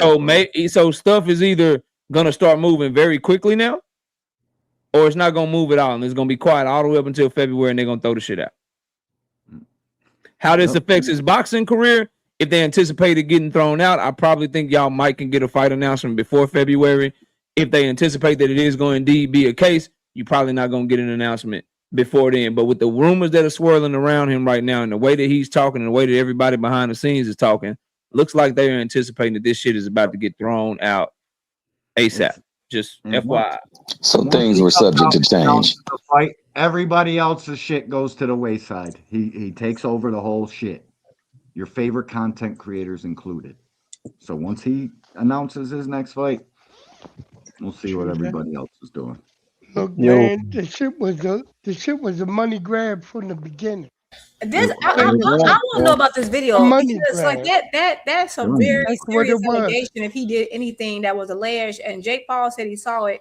So that's what's bothering me. Like, I even if it's just a civil, I don't understand like how TMZ, but is TMZ like slipping or something? Why? Yeah, they must be trash now. I don't know. They ain't got no copies of that tape. My thing is, I was too Jake Paul. And if they put a gag order on it, how was Jake Paul, a civilian, able to view the video? Bro. Yeah, but what if they put a gag order on it? Like, right, like that would make sense to me because you can still sue me if it turns into a criminal charge. You can actually that helps your civil case. If he gets convicted of assaulting you, that's a better chance of you getting the money out of him. I only say gag order because there was people there at that time and nothing came out. So that meant everybody had to put something on it so that it would not come out. But I don't know. So I was just saying it just doesn't. None of this stuff has ever made sense to me. This is like the weirdest. If it was a tape, guys, they would be at the front door picking his ass up. This is the third time we've heard about him putting his hands on females. If there was even an inkling of him doing that on a tape, they would be at his front door. He would be in jail. Yo, that's the first time one play in Baltimore that bitches do the niggas. Plain and simple. They go here, call the police, and say this nigga hit me. And they would lock that nigga up and had that nigga sitting in jail and had papers on them until they go ahead and see what the fuck is what's up. Yeah, that's the number one play that they always play, man. Shit, the shit was even in the daggone documentary, The Corner. What would be the easiest and the most news plastering thing you could say about one Gervonta Davis is he hit a female, right? Exactly. That's the play they were going for. Yeah, I agree. And I'm going to let you, I didn't mean to distract the whole damn live with that, KO. I know you want to get to Rozilla too and address whatever it was there. But to me, he was on film taking somebody out of an arena 5 days later. They came back, knocked on the door, grabbed him. A lady 4 years later called the police on him. The next day, they came and grabbed him. Instantly. But they got footage of him, and the only person who could see it is Jake Paul, and they still let this nigga go hand out turkeys and do all this type of stuff, being a fugitive on a run. This is why we keep people like Shakur. If Shakur was around, we'd have had that tape. Yeah, facts. I'm sorry. People like you crazy, Jude. I love Shakur, but he done got that tape out. He had that tape, boy. He had that tape. But no, it's a 7-page document. I just saved it and downloaded it. I'm gonna read through it in detail, and I'm gonna drop some content on it tomorrow. But it's Pretty interesting stuff. That was from the judge. That was filed by the judge. He basically giving them instructions on how this case is gonna move forward. Is what that document was, and the first big date is February the 27th. And the fact that they said they were trying to serve him and they still haven't served him yet, I wonder why that is. That says a lot. I wonder why that is. The fact and Thomas, you said it, and I've been saying it on my live streams for a long time now. Like he on camera doing that shit. Why the fuck the Miami-Dade police must be the sorriest fucking police department I ever seen in my life. If he's on complicit, motherfucker ain't got no charges pressed, no warrant, no fucking no nothing, just out here free as a bird, just doing whatever the fuck. Like something don't smell right. So we'll see what it is. But I want to go to Rod Zilla. Rod, what's up, man? Hey, yo, salute my dog. You hear me? I can hear you loud and clear, bro. What the fuck? Oh my God, what happened to Virgil?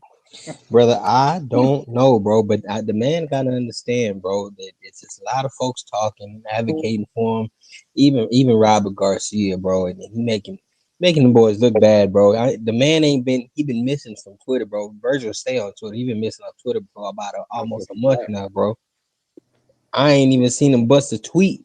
He been retweeting Taco Bell stuff since his last exchange with Boots, bro, and it ain't sitting right for me. We're gonna have to ship his ass to LA or trade him for somebody else, bro. I don't know what's going on, KO.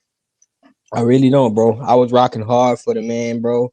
You know, I had the intention and shit that he was coming 154, take over and put belt to ass on everybody. And his last fight, it was I love the win, bro. I love the win. Everything after that, I don't know. I don't know. He got my nigga. Every time I see my bro Dean, bro, he gotta throw it in my face, bro. They are crashing out. Rick Meridian is crashing out on the zone. Golden Boy is about to lose their whole network deal just to keep Virgil from fighting Boots Ennis, bro. Have you not seen? Have you not seen the article? He blocked me. I used to see everything that Rick posts, bro. Bro blocked me on Instagram. Nah, bro. he did an interview with Boxing Scene, bro. Oh, and he was like, "Yo, we asking for something fun, you know, something that not fun. We asking for something that they have the money for because of what they charging for their subscription now. The only thing we want is that we're trying to make something that they're willing to pay for another fight that's going on between January and April. And it's just the cost of a single fight is what we're looking to make. Like he out here sounding bad, bro. He won't even tell us what fight he's talking about. He out here sounding crazy. They asked him directly what he was asking for to make the fight happen. And this is what he said. He said, not at all. My offer back was an easy one. And to sum it up, DAZN can make this fight for about the cost of one single guy that has just fought on their network this past month and will fight coming up over the next 120 days on the network and 6 more set to fight in January through April. Again, for just about literally the cost of a single guy coming up on the cards I mentioned. That's what the fuck he had to say when they asked him how much are they asking for to fight Jerome Boots Ennis, bro. All that double talk shit. Well, who's the guy? It's crazy because he didn't say. He wouldn't say. He not even a part of Golden Boy. He just Virgil's manager, ain't he? Yeah, he's just Virgil manager. Who just fought on the zone? And look, did what he continued to say. Right, he said it's literally half the cost of the fights that just took place and the ones set to take place in January, February, March, and April that I know 100% on the same network. With about 12 million to 15 million a month in subscriptions, the pay-per-view element, and most importantly, the move to $480 a year now to charge customers, this is the kind of fight they must deliver. The fans must get, and we're not playing hardball, as you can see. We came in to make the deal as simple as possible. This nigga bringing up what they charging their customers, what people paying for subscriptions. Damn. Hey, he put the calculator out. That nigga got receipts. Getting real. That's crazy. He got receipts. Damn, bro. I was on Virgil's side, man. I was too, bro. Yo, but that's why I F with you though, KO. He fucked it all up, man. I sent a message to bro when I seen that post of him and Eric Gomez going back and forth. But Eric Gomez was saying they was trying to negotiate, and Rick was basically like, "Y'all not negotiating nothing if I'm not a part of it. I'm his manager." He telling that to the head of the company that this man signed to, bro. And Yeah, that boy so tripping. I'm like, "Yo, you out of pocket for this, bro. This is wrong." I think You know, hey, that boy say I've been doing this a long time. I do not want this fight. Hey, Thomas, what was you about to say, man? told them boy about to be I was on just gonna say because of that right there, told them man. boys Just being Tubi. Hold on, what'd you say, Thomas? just the fact that like no matter who you rock with, if you find out something differently from what you believe or what you've been told, you hold yourself accountable to justify that fact of it. And Oh yeah, for there's sure. a lot of niggas out here they would spin that a whole way around and make something else out of it, but you like, nah, my niggas out here looking bad, dog. Virgil got me. Virgil officially. He ain't from Dallas. See, the nigga actually from Grand Prairie. See, he not from Dallas. That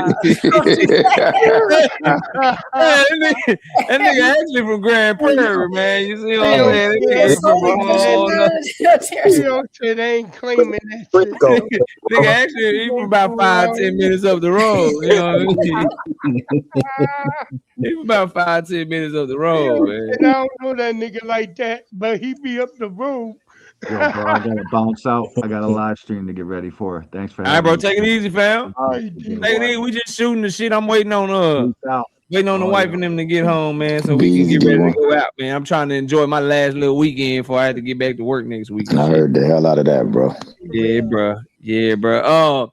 Man, what else is there to talk about? Oh, Keyshawn Davis going to 147. What y'all think of that, man? Already? He talking about going up there after he fight Jermaine Ortiz. Going to 147. They get on my nerves with all these pit stops. Man, them niggas deflecting.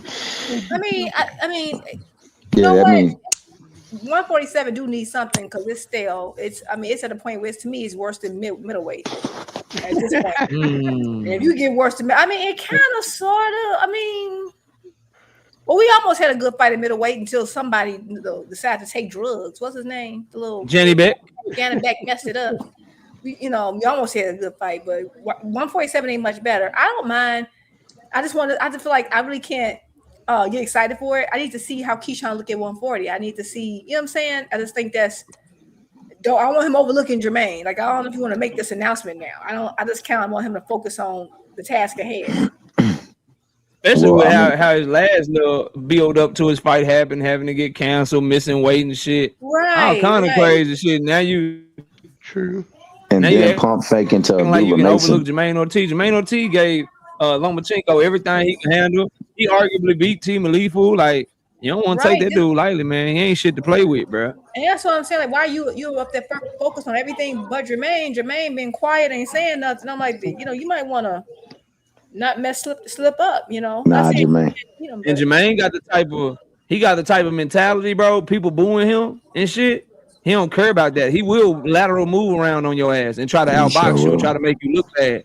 And Keyshawn fuck around, get frustrated on that front running shit, start getting out of position. He don't have Bomac in his corner no more. He got Wally Moses in his corner and shit now, which I think is crazy work. I thought y'all was joking about that. I don't like that at all. And so I thought he looked good with Bomac. I don't get it. I didn't get that. That shit is crazy. Yeah, I thought that was joking about that, bro. For real. I did too. They was dead ass serious, bro. So it's official. He really is with. They basically that's what I'm hearing. Shit, unless somebody can tell me otherwise. They said football match. The last time you was up here, KO. Oh, my bad. Go ahead, David. My bad. No, go ahead, Thomas. What was you saying, Thomas? The last time we were up here, I was gonna ask the question because I'm not too sure about it, but I do remember that there was a fight that came across to the people in regards to Andre Ward that never got to Andre Ward. And I forgot what fight. It was a big fight at the time that didn't get made, but they sent an offer, or they sent like some kind of contract over there to, not a contract, but something there to try to negotiate a fight. And they never broke word for Andre Ward back in the days. But Andre Ward was being represented by Jay Prince. And I just think that's like a byproduct sometimes of being represented by Jay Prince. I don't think you're, as a fighter, in the loop of everything that's going on. So you might not get fights because, you know, they don't believe that this is a fight that they should take. So it never comes to your knowledge. And, you know, for the people, because I know my man Rich, he fell off, but there's a lot of people, Terrence still here, that don't believe that there was ever anything discussed between Tank and Shakur. And they go to that video where, you know, you had my man Steven Espinoza talking like he always talks. He talks in that same fashion, but it looked like he was stumbling up there. Nah, he just basically said, you not at the point in your career where you have a lot more activity and a lot more say into how fights are going to play out, or are you? Because there was often attempts that we made and they fell short. So I, you know, going to Jay Prince, I mean, I ain't got nothing against the man, but you know, it's just weird things happen to folks in his care. Yeah, whatchamacallit, another the Bermain Stavern Deontay Wilder situation. Deontay Wilder and Bermain Stavern, they Jay Prince was saying there was no offer, and then out of nowhere the fight was made, and there really was an offer the whole time. So you got to watch them dudes, man. I ain't saying they don't rock with Shakur or whatever, but Jay Prince and Josh Dubin, they gonna move Shakur in a way to make sure that they get their pockets lined too. Not what's necessarily, and if it comes down to whether or not it's good for our business or good for Shakur, they gonna choose their business every time. So you got to be careful. You got to be careful of that. But Rick Timms asked an interesting question on women's boxing. He says, "Who would y'all have if Alicia Baumgardner fights Caroline Dubois?" Because you know they had a huge back and forth on that Jake Paul Anthony Joshua card, and they both own the card. They both got the victory. What y'all think? What y'all think of that fight? Who would y'all favor in that fight? Big Supreme, what up, homie? What y'all got on that?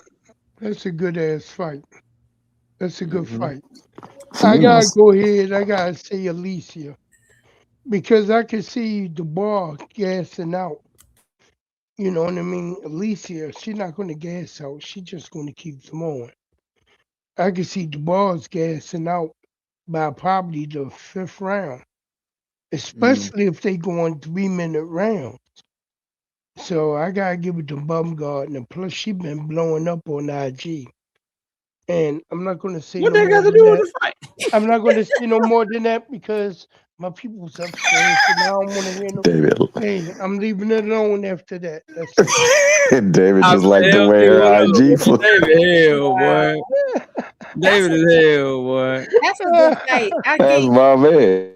I think that's I think Dubois is one of the few people who I actually can think has potential to hurt Alicia. Alicia got a good chin. That's a good fight. I don't know. That's oof. And when it comes to the gas tank, I will say I always think that Alicia had a weak gas tank, but now seeing her at 3-minute rounds, she looked a little bit better, and I think it's because she was able to pace herself better. She wasn't as rushed, so I think that kind of helped. Yeah, I don't think old girl could make her get out of. You know what I mean? Have to really worry about whether or not she get tired. You put somebody like Caroline in there, Caroline Dubois gonna be on her ad pause, and I think she is. I think Alicia Baumgardner gonna have to. I'm favoring Caroline. I'm favoring Caroline Dubois, bro. Me too. That's why I was kind of going there. I was like, I don't know. I feel like Alicia has more experience, but Caroline, like I think normally Alicia is not the bully in there, but she's normally more powerful person in there. I think she's so used to that. I just don't know how she's gonna accept or handle, which I think Caroline is bigger, physically bigger, and got some serious pop. I don't know how Alicia can overcome that.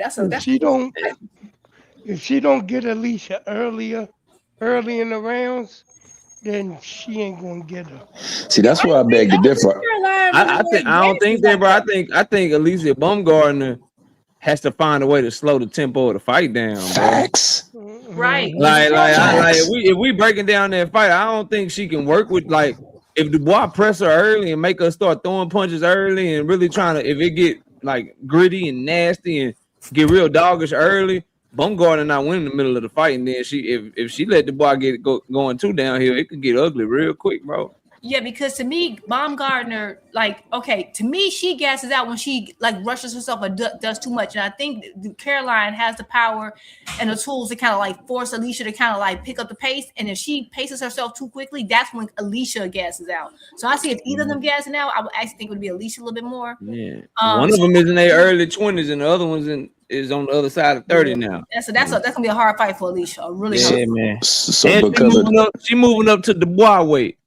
So because of that, I do favor experience heavily. I mean, slightly for Alicia, but the way that Dubois puts her punches together and the way she counters off of punches, I think gas tank issue is more on the side of Alicia than it is on Caroline. Caroline looked like she gets a little bit stronger as the fight grows longer.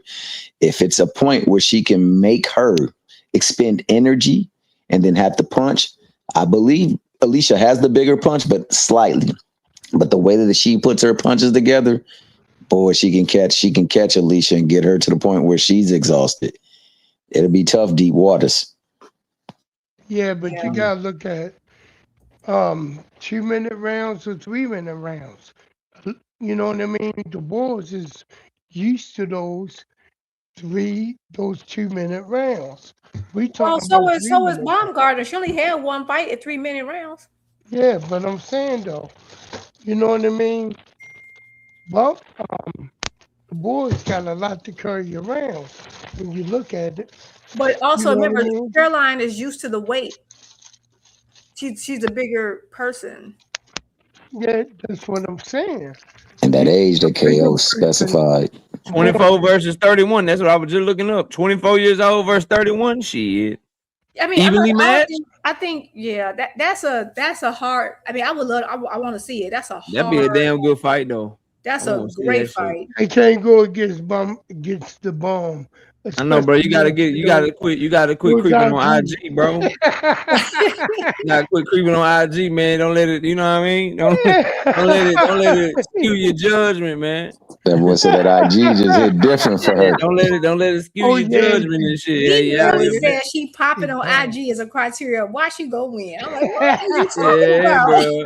Hey, that's a battle rap. That's a battle rap perk. I mean, that's what niggas. Hey, I don't know if y'all heard, but that's what niggas do now. Niggas don't want to debate boxing no more. Niggas want to try to do a versus. Hey, niggas don't want to debate boxing no more. Niggas want to do versus, bro. Like they want to do like, let's see who got more interviews. Let's see who got more interviews and who interviewed this person. Niggas don't even want to talk boxing no more. So that's what we turning the game into, Thomas, because niggas is running scared out here, man. Did y'all see the Papoose 50 Cent disc? Y'all see what 50 Nah, I ain't see that shit. I know Papoose barking up the wrong tree with 50 though. Did you see what 50 did? His personal humanity. The joke with Papoose' personal life for 50 Cent, the jokes just write themselves, bro. You gotta see that video he did of Clarissa Shields and Papoose having an argument. Oh, see, so he already started going back at the end. Just leave that shit alone, bro. Because she caught him with another lady. It was I forgot. And if 50 get in the studio on his ass, that'll be a problem too. Better leave that boy alone, man. He one of the best. He one of the best. Like in the, not battle rappers like the battle rap scene, but as far as like going at niggas and beefing or whatever on tracks, he one of the best to do that shit, man. Yeah, no doubt. Hey, but KO, I thought the old boy that King do, what was his name? I thought he said he wanted to do a debate with you. King? The one guy who won, I forget his name. The one who was talking all that junk. Oh, King G, yeah, King G said he wanted to get it cracking, but he the homie. I don't know if he still be on YouTube like that. I really want. I want people that be going at my name and shit though. To be honest. Oh well, yeah, they definitely not gonna come this way. Yeah, I want that. Those are the types of debates I want, bro. I want niggas. I want niggas that talk crazy, bro. Them niggas hot. Yeah, that's what I want, fam. If I'm gonna debate, cause the debates are still up, bro. I done pulled up and body damn near everybody. Niggas know. You know what I mean? I want to see what's up with all these. Everybody claim they the best, but don't nobody really want to prove that shit, man. KO, you know them niggas can't fuck with you. I know it. They know it too. They know it too. Oh, I know 100%. Cause I don't contradict myself, bro. I don't put myself in precarious, compromising positions. You can't go back through my catalog and find me playing myself, bro. I can go back, like I could literally do a whole debate and I ain't gotta say shit. I can just play niggas' words. Dead ass. Cook them with their own words. That's fire, though. I like Dead that. ass. I don't even. I can literally like, and that's why niggas is like, bro. I'm dead ass. Like, just since I know nobody's gonna say yes, that was the plan. That's why niggas said no, bro. That's why I want an even playing field. That's why I wanted to be able to share my screen, let them share their screen, and I wanted to shut the fuck up while they talking and make them shut the fuck up when it's my turn. Cause I was literally just gonna put a compilation together and just play what nigga was saying then and play what they were saying now, and I wasn't gonna say a fucking word, bro. Hey, KO, I got on to you for watching when Fanon showed you cooking Claymore rings and bluebirds and making them look stupid. Man, I was crying laughing. I just want to talk boxing, bro. That's it. And I want niggas to be honest or whatever. Kobe Myers, that has already happened multiple times, bro. And that shit can happen again real easy. With no fucking issue. Keep arguing points that if you know that you said something that was completely opposite, why keep arguing now? Like this whole changing of positions like every 5 seconds, like with the like, oh, we hate rehydration clauses. Now okay, it's okay. We hate catch weights. Now it's okay. Like, why can't you just like say, you know what? Yeah. I was wrong. Like, why can't you just say, like, it's okay to be wrong? Why can't some people just say, you know what? I probably was tripping. Maybe I was being a little biased. In hindsight, 2020, maybe I was right. Or just admit the shit now. Like, nigga, I don't like when your nigga do it, but I fuck with my fighter. Right. So I'm gonna say, you know, it's cool for him to do it. But I mean, everything from niggas pulling up people weight classes to now it's okay to pull niggas up weight classes to fighters being trash, but now they okay to fight. Like, it's a bunch of weird shit going on. Like me, myself, I don't give a fuck because I know everybody biased and half y'all listen to me is biased. Well, shit, all y'all listen to me is biased too. I tell y'all my biases. I wear that shit on my sleeve. I don't give a fuck. Yeah, nigga. I like Jesse Bam Rodriguez. That nigga be missing a whole lot of weight to make 115. That nigga big as shit. Fighting down at 115, I still fuck with him. I don't give a fuck. Yeah, I like him too. But that's call him a weight bully, and I'm gonna say, so what? I still fuck with him. Absolutely. And that's why he ain't my pound for pound list because of that. But Bam is nice. But he is a weight bully. Hold on, bro. Drink More Water says the funniest thing I've seen is Dev being #1 pound for pound. Shit is hilarious, bro. Nigga. It's hilarious and sad because Drink, bro. Whoever's list that is, you have no credibility, bro. From anybody, like you're only gonna have people listen to you that are Devin Haney knob gobblers, bro. Nobody that's a real boxing fan or that's like really trying to come hear some good boxing talk. It's gonna be hard for you to grow that way and keep people's attention that way, bro. Only niggas that are in love with Devin, like whoever that list is in love with him, are gonna like listen to that shit and take that shit serious, bro. Like there's no objective metric. I don't give a fuck how much you rock with Devin.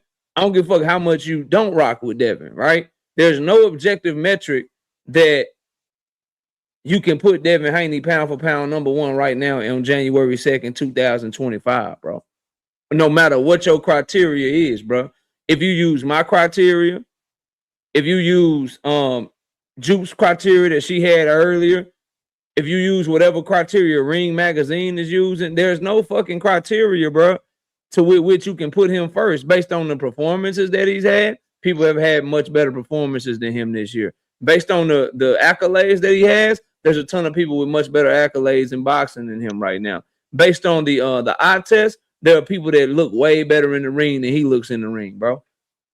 However you want to slice it and dice it, bro, there's no argument for that shit other than you just love Devin Haney. You just want to juggle his balls or some shit, bro. It's the only that's like the only criteria that you can put him pound for pound #1, bro.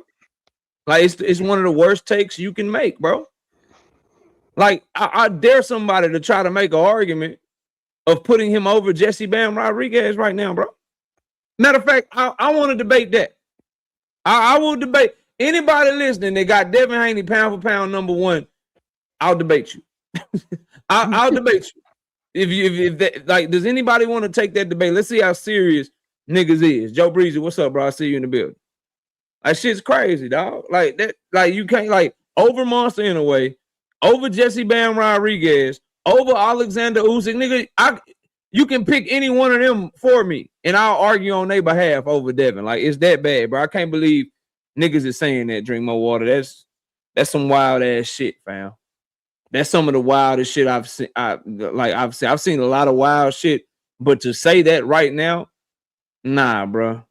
Nah, if you got them cracking your top 10, bro, I ain't gonna be mad at you. You know what I mean?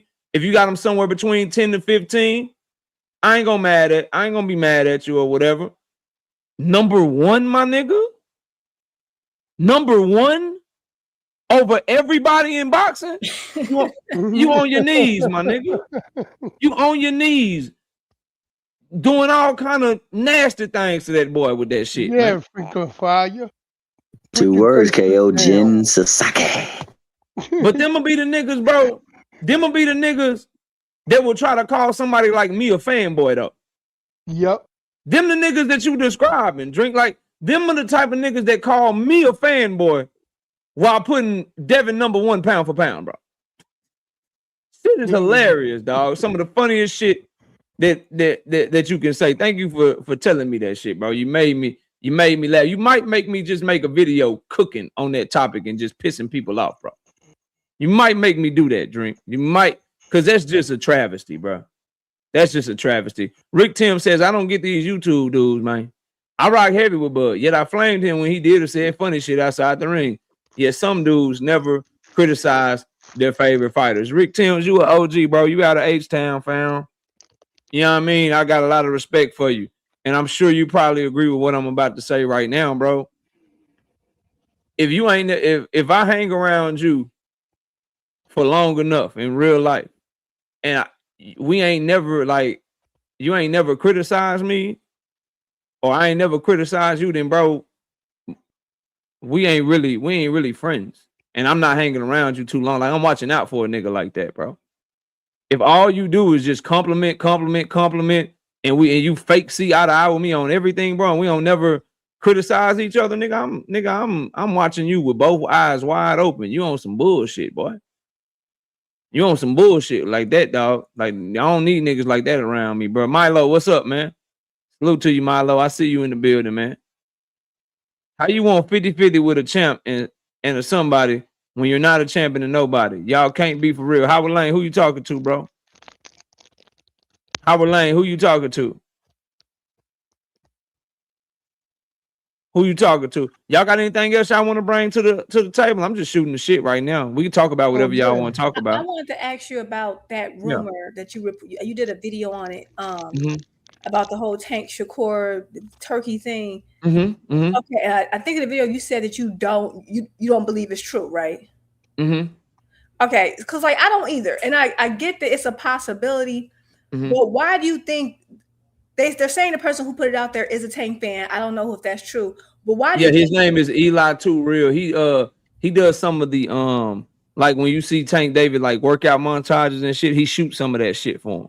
Okay, so do you think that gives it some validity, or do you think it's another reason why that? I think it could be deflection. I do think Turkey does want to do business with Gervonta Tank Davis, but I don't think Gervonta Tank Davis is willing to bend his knee, man.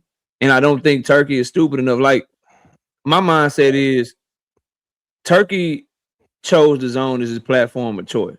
Since he chose DAZN as his platform of choice, the prices have been going up and going up and going up. Turkey told us he wasn't buying nobody, wasn't doing pay-per-views no more. Yet and still, we got a whole premium package from DAZN now, where this nigga's doing a lot of pay-per-views for a lot of ring events. So the shit just don't add up. And then 150 million, that's what it would have been more believable. They say, yeah, he's trying to pay Tank 50 million.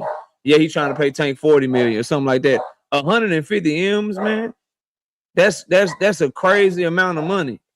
That's a crazy amount of money. So I just don't believe it, because I think Turkey, his ego also, and how egotistical he is. If he was doing that, some shit like that, I don't think he'd be able to be quiet about it. I think he'd be loud and clear that that's what he was trying to do, and he would leak that shit through Ring Magazine. I don't think he would leak that shit through the person that announced it. No disrespect to them, but I don't think he would leak that shit through them. I think if that shit got leaked, it'd be through Turkey's people, because Turkey would want to be the one to seem like he the big bad wolf trying to make these fights, trying to do this, trying to do that. He would want that type of publicity because that's how egotistical he is, in my opinion.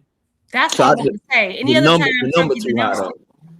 I get too, but like, yeah, Turkey normally talks a lot. Every other time he said he wanted to make a fight, he would mention it. I remember he mentioned Boots and Virgil before. Why would he suddenly go mute when it comes to Tank? I just thought that was weird. Yeah, and I think that's also a ploy because they coming back to the game after being out for damn near most of the year.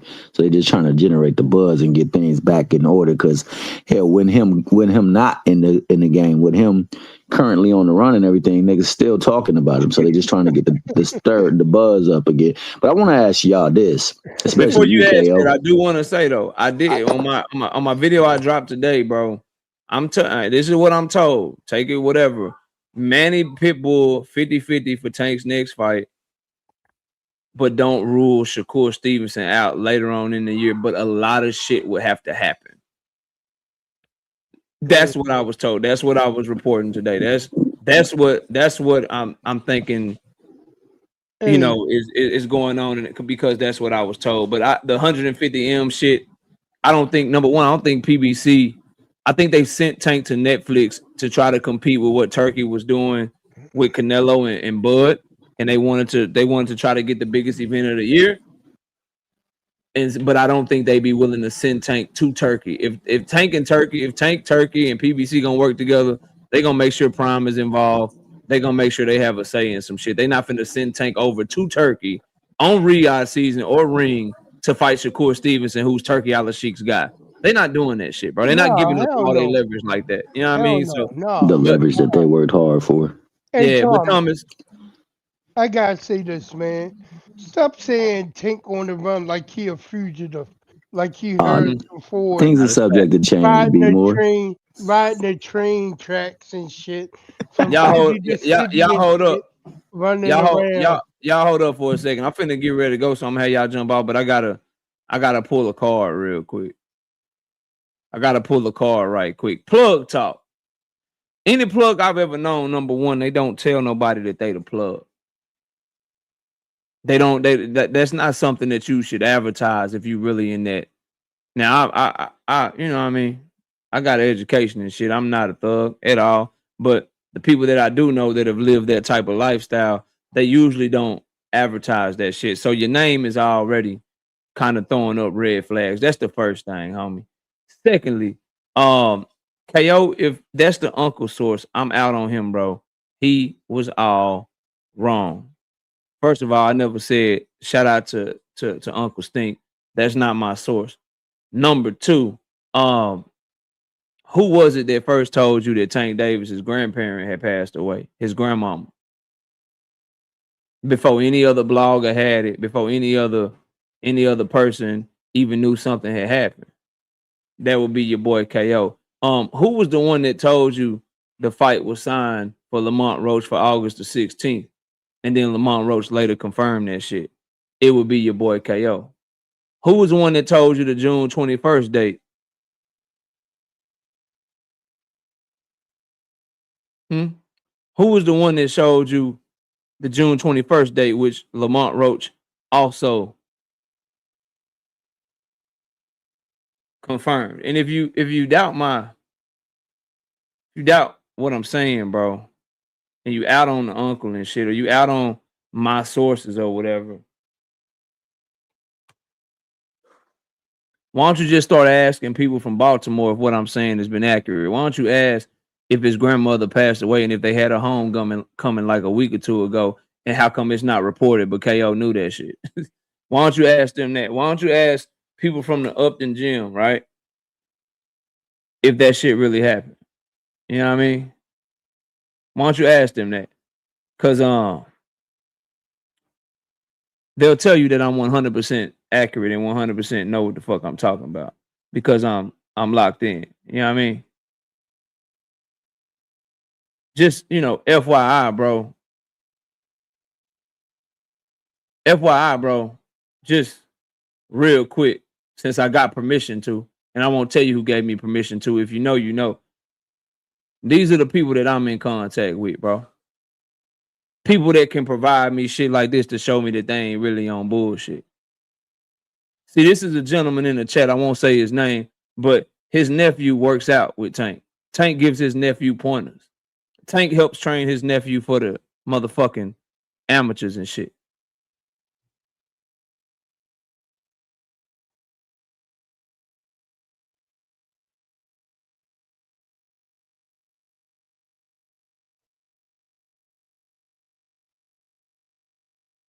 I don't waste my time trying to lie to y'all, bro. I ain't trying to impress nobody on this bitch. I'm just trying to do my job. And real ones recognize it, bro. That's all it is. Nothing more, nothing less. Nothing more, nothing less, bro. Nothing more, nothing less. That's the type of documentation that I can provide. I got 2 phone calls, and I told y'all that that his grandmother passed away. May she rest in peace. The day that it happened or a day after it happened, and nobody still has gotten the story yet. But all them people up in Baltimore tell you that that's true. That Kevin Cunningham was in attendance at the funeral. That Tank Davis was in shape, running around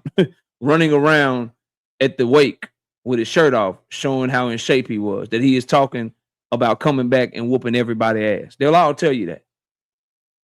But y'all keep on playing with me. Y'all keep on acting like that. Then when I do the next interview, and I get the person that I'm supposed to get, assuming that she wants to do it, then you continue to tell me that type of stuff that y'all try to tell me, bro. Time will reveal all truth, bro. Y'all will see. Y'all will all see soon enough. But look, man, Happy New Year to everybody. I'll be live probably Sunday, right? I'll be live Sunday, right? Right? And I got a video coming because we got some new paperwork in the Tank Davis civil lawsuit. So I'm gonna study that tonight. I'm gonna drop some video for y'all on it to give y'all the ins and the outs, so y'all can always know what's going on. And yeah, man. Yeah, what's the question, real quick, Thomas? What's the question? I got a little time. What's the question, bro? Lee Jackson, appreciate you. What's the question, fam? Oh, Curtis, I know, but I just don't like when people play with me, bro. Like, nigga, I turn down interviews because everyone is talking to certain people. And that's no disrespect to nobody. I've been asked to interview certain people, and I'm like, nah, they do too many interviews. Like, I turn shit down. Y'all can act like y'all don't know, but niggas know, bro. The real ones that have tried to get me to do the interviews and shit. And I'm like, nah, bro, I want this one instead because everybody's already talked to that person. I'm good. It's nothing left for me to ask them. Bro, I turn shit down, fam. Y'all will see, though. Thomas, what's your question real quick, bro? What's up? Yeah, I was just saying, you know, because you segued into it, because you said possibly later in that year we can get that Shakur fight.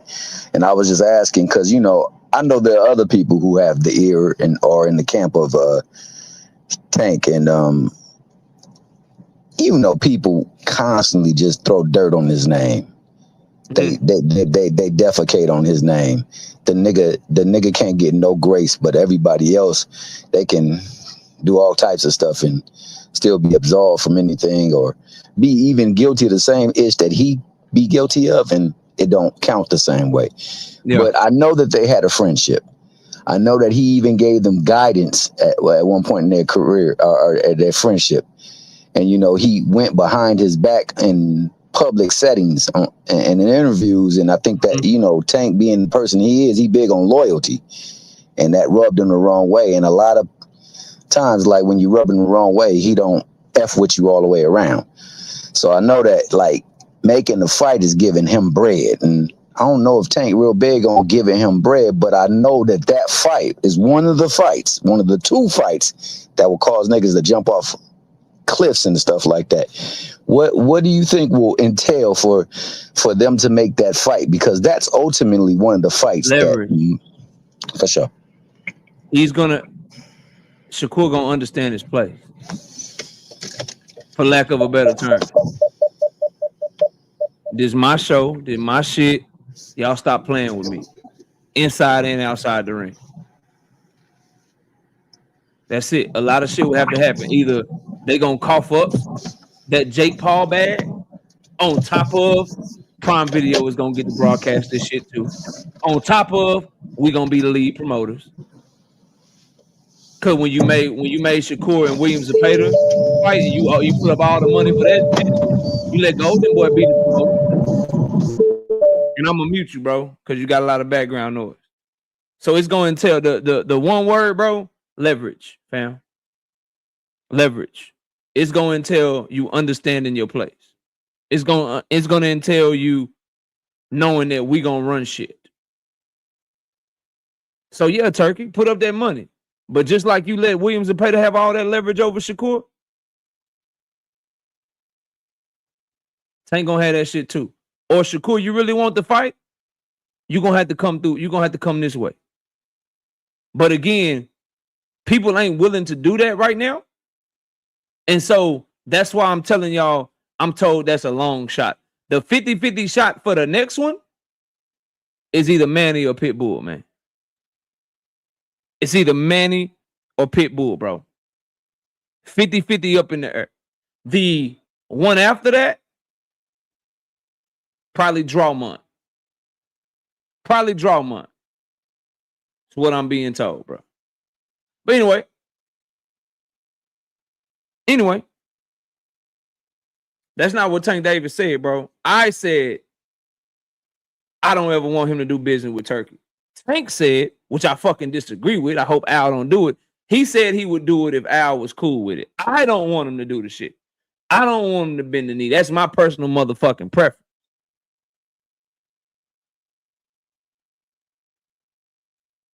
I don't know.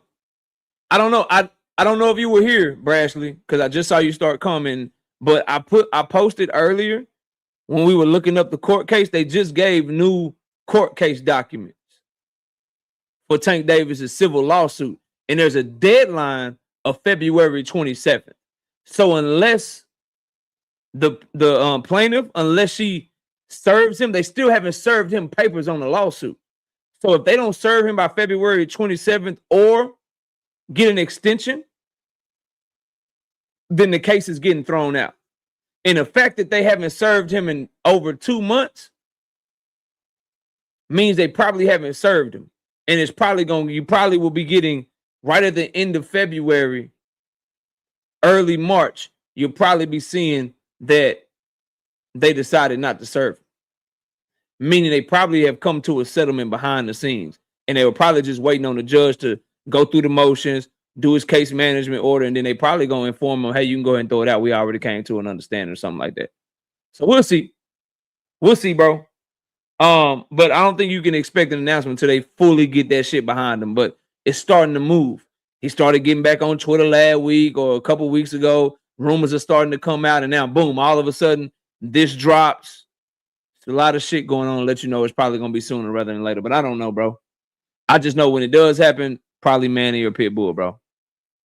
Probably Manny or Pitbull, bro. And I'll be doing a video on the paperwork because nobody else has it. And I don't think any of these other content creators know how to get it. And I'm not going to show them unless they go back. If anybody gets it and drops the video before me tomorrow, you'll know that they were watching my live stream. If anybody goes and tries to drop a video on this shit tomorrow or tonight before me, you'll know they was watching my live stream to see how to look up the paperwork that I found. Because I'm the only one to bring the paperwork and pull the paperwork up. So you'll know that they were secretly watching my shit. Just FYI, you'll know that they were, hey, man, how you get that shit? Oh, he was watching KO shit. He seen where he searched, where he went, how he got that shit, and now he making a video on it. So you'll know. That's another reason why I'm going to wait till tomorrow. Just a little litmus test. Just a little litmus test. That's why I'm in no rush. That's why I hurry up and got out of it. That's why I got out of it, bro. I'm always thinking shit through. I'm just going to wait. I'm just gonna wait. I'm gonna make niggas admit that they watch me without admitting that they watch me. Like, oh, for real? Where you get that from? You ain't never had that shit before. You ain't never had that shit before. Yeah, niggas don't know how to pull shit up. Yeah. I got it pulled up. I saved it. I got the document already. That's why I got off of it. You're gonna have to go find that shit yourself or admit that you watch my shit. But that's all we got, man. Everybody have a great weekend. I'm finna go out with the wifey, man. We've been having a good time for New Year. We finna go out one more time, and then I'm gonna be resting Saturday and Sunday, getting ready to drop some fire ass